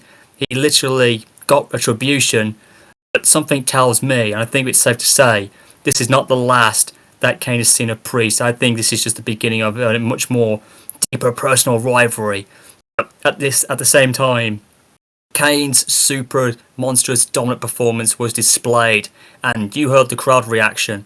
They did not expect that, and it left them screaming their heads off with joy. Basically, the real Kane has been reborn. Carl Dutton, what did you think about this match? Oh, I thought it was great. I thought it was the intro was really cool with the bringing back the classic Kane. He just beat the shit out of him left, right, centre. 4 chokeslams through both tables. It was punishment. Damien Priest got his licks in and got some good moves and held his own. So he comes out of this looking fantastic. But Kane, this is the dominant performance that puts him back on the map and lets people know that the real Kane is back. I thought this was a great just fight, brawl, whatever you want to call it. Everything you'd want out of this kind of matches and more. And JJ, what was your experience about the whole thing? Give us your rundown about this match from your perspective. Yeah, for sure. This was just violent, and Damian Priest got his ass kicked for messing with Kane's mask. It was a feud with because of the mask thing. It had high stakes, and you knew Kane was going to be out for blood, and he got it. And this is a great way to reintroduce a more violent killer version of Kane. Yeah, basically 97 all the way to SummerSlam 2000 classic Kane, I guess. But like I said, this is a much more improved version of what we saw growing up of Kane, like I said. And Priest got what he deserved, even though Kane did batter and bloodied him up. He didn't quite disfigure him as we hoped, but didn't show him up either. But I think he's left a haunting impression on Priest, And like I said, this could be the beginning of something bigger between these two. So who knows what will happen. And finally, just to end this recap, it's the main event of European Uprising, match number 7, the tournament finals for the Heavyweight Championship, Samoa Joe versus The Undertaker. This match was everything and more. History was told, step by step, move for move. Joe did not expect to fight this version of The Undertaker. Born stage of the classic Phenom from the 1990 to 97. And, this match, Joe survived 2 tombstones, kicking out on the first one, and then he tried to choke out The Undertaker on a couple of occasions. It spilled all up to the outside because it nearly had a technical claim match in the ring. At the very end, Joe did get bust open accidentally by Taker's foot, and then Joe just dominated for a while, giving The Undertaker, measure of saying this is no ordinary man you're facing a Samoan monster here. And it did dawn on Taker as you saw that he was going to have to do much more than he normally would. But in the end, Taker won with that 3rd tombstone, and it was a clean, decisive victory. Joe and Taker actually shook hands because of honour and respect, because obviously he had left something special between for the fans and us to see. And Taker celebrates with the world title, going down as the first ever heavyweight champion of this company.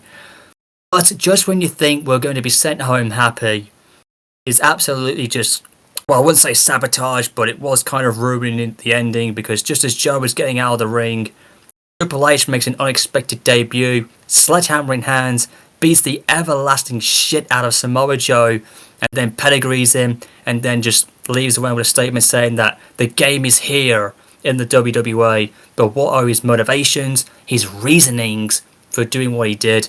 We're just going to have to find out on Hot Wired, or maybe on Wrestle Pride, regarding where we're going to go with this. But this absolutely put a fantastic ending to an historic pay-per-view event in London, and WWA European Uprising number 1 goes into the history books. Carl Dutton, give me your thoughts. I thought this was really cool. Undertaker coming back as classic Taker was really a lot of fun. I liked seeing sort of the full old school Taker. I honestly thought that they'd be kind of like a burial or a kind of buried alive match to get him back to this version from the human Mark Calloway Holy Trinity version we saw. But no, cool. He goes straight back to the dead man, and just like Finn Balor, he's able to use that to muster up the energy. No Shade and Joe. This was the longest match of the night for a reason. These guys battled in and out the arena. Taker's variety of offense, that's down to the game. That version of Taker doesn't have a variety of offense. He kept spamming the moves, but they worked. And the 3 Tombstone story, just like with WrestleMania 14, was a good story. And I think, Joe kicked out 1. He was able to get lucky with the second, but the last one, he was going for that finish. Boom, final Tombstone. In the middle of the ring, 1, 2, 3. It makes perfect sense to go forward commercially and as fans that we all are of the Dead Man, to go forward with Taker as the world champion. Really good stuff. And the finish. Did not expect that. I was expecting Triple H to be, to show up later down the road, or maybe he jumped Taker, but not Samoa Joe. Why did he jump the loser in this match? We're going to find out. Yeah, it's very intense. JJ, what did you think? What was your opinion about this amazing main event, only for the ending to be kind of left with a bitter taste in our mouth with it? What was your thoughts about the whole thing? It was a very good main event. Certainly, none of us are going to complain about making the Undertaker world champion, and that's a smart choice for the first one. Yeah, put it on the guy with the most credibility maybe ever in the business. So that's a smart choice, and that's probably what I would have done if I was in your shoes. Great match. Samoa Joe, still looks good, even defeat, even shaking the Undertaker's hand. It's a small thing, but like that puts Joe over huge, I think. And then Triple H attacks him with a sledgehammer. All right. Samoa Joe Triple H, that's an interesting match that I never really thought about until about 10-15 minutes ago. So it'll be that's an intriguing matchup for sure. And Samoa Joe is now, if he wasn't angry before because he lost, he's now going to be pissed. And so a pissed Samoa Joe is best for business.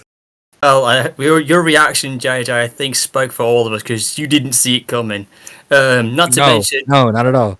To mention how badly Joe's going to be. I mean, he's had a bad head, landing on his head multiple times, and now those sledgehammer shots to his other put him out of commission for quite a while until he recovers.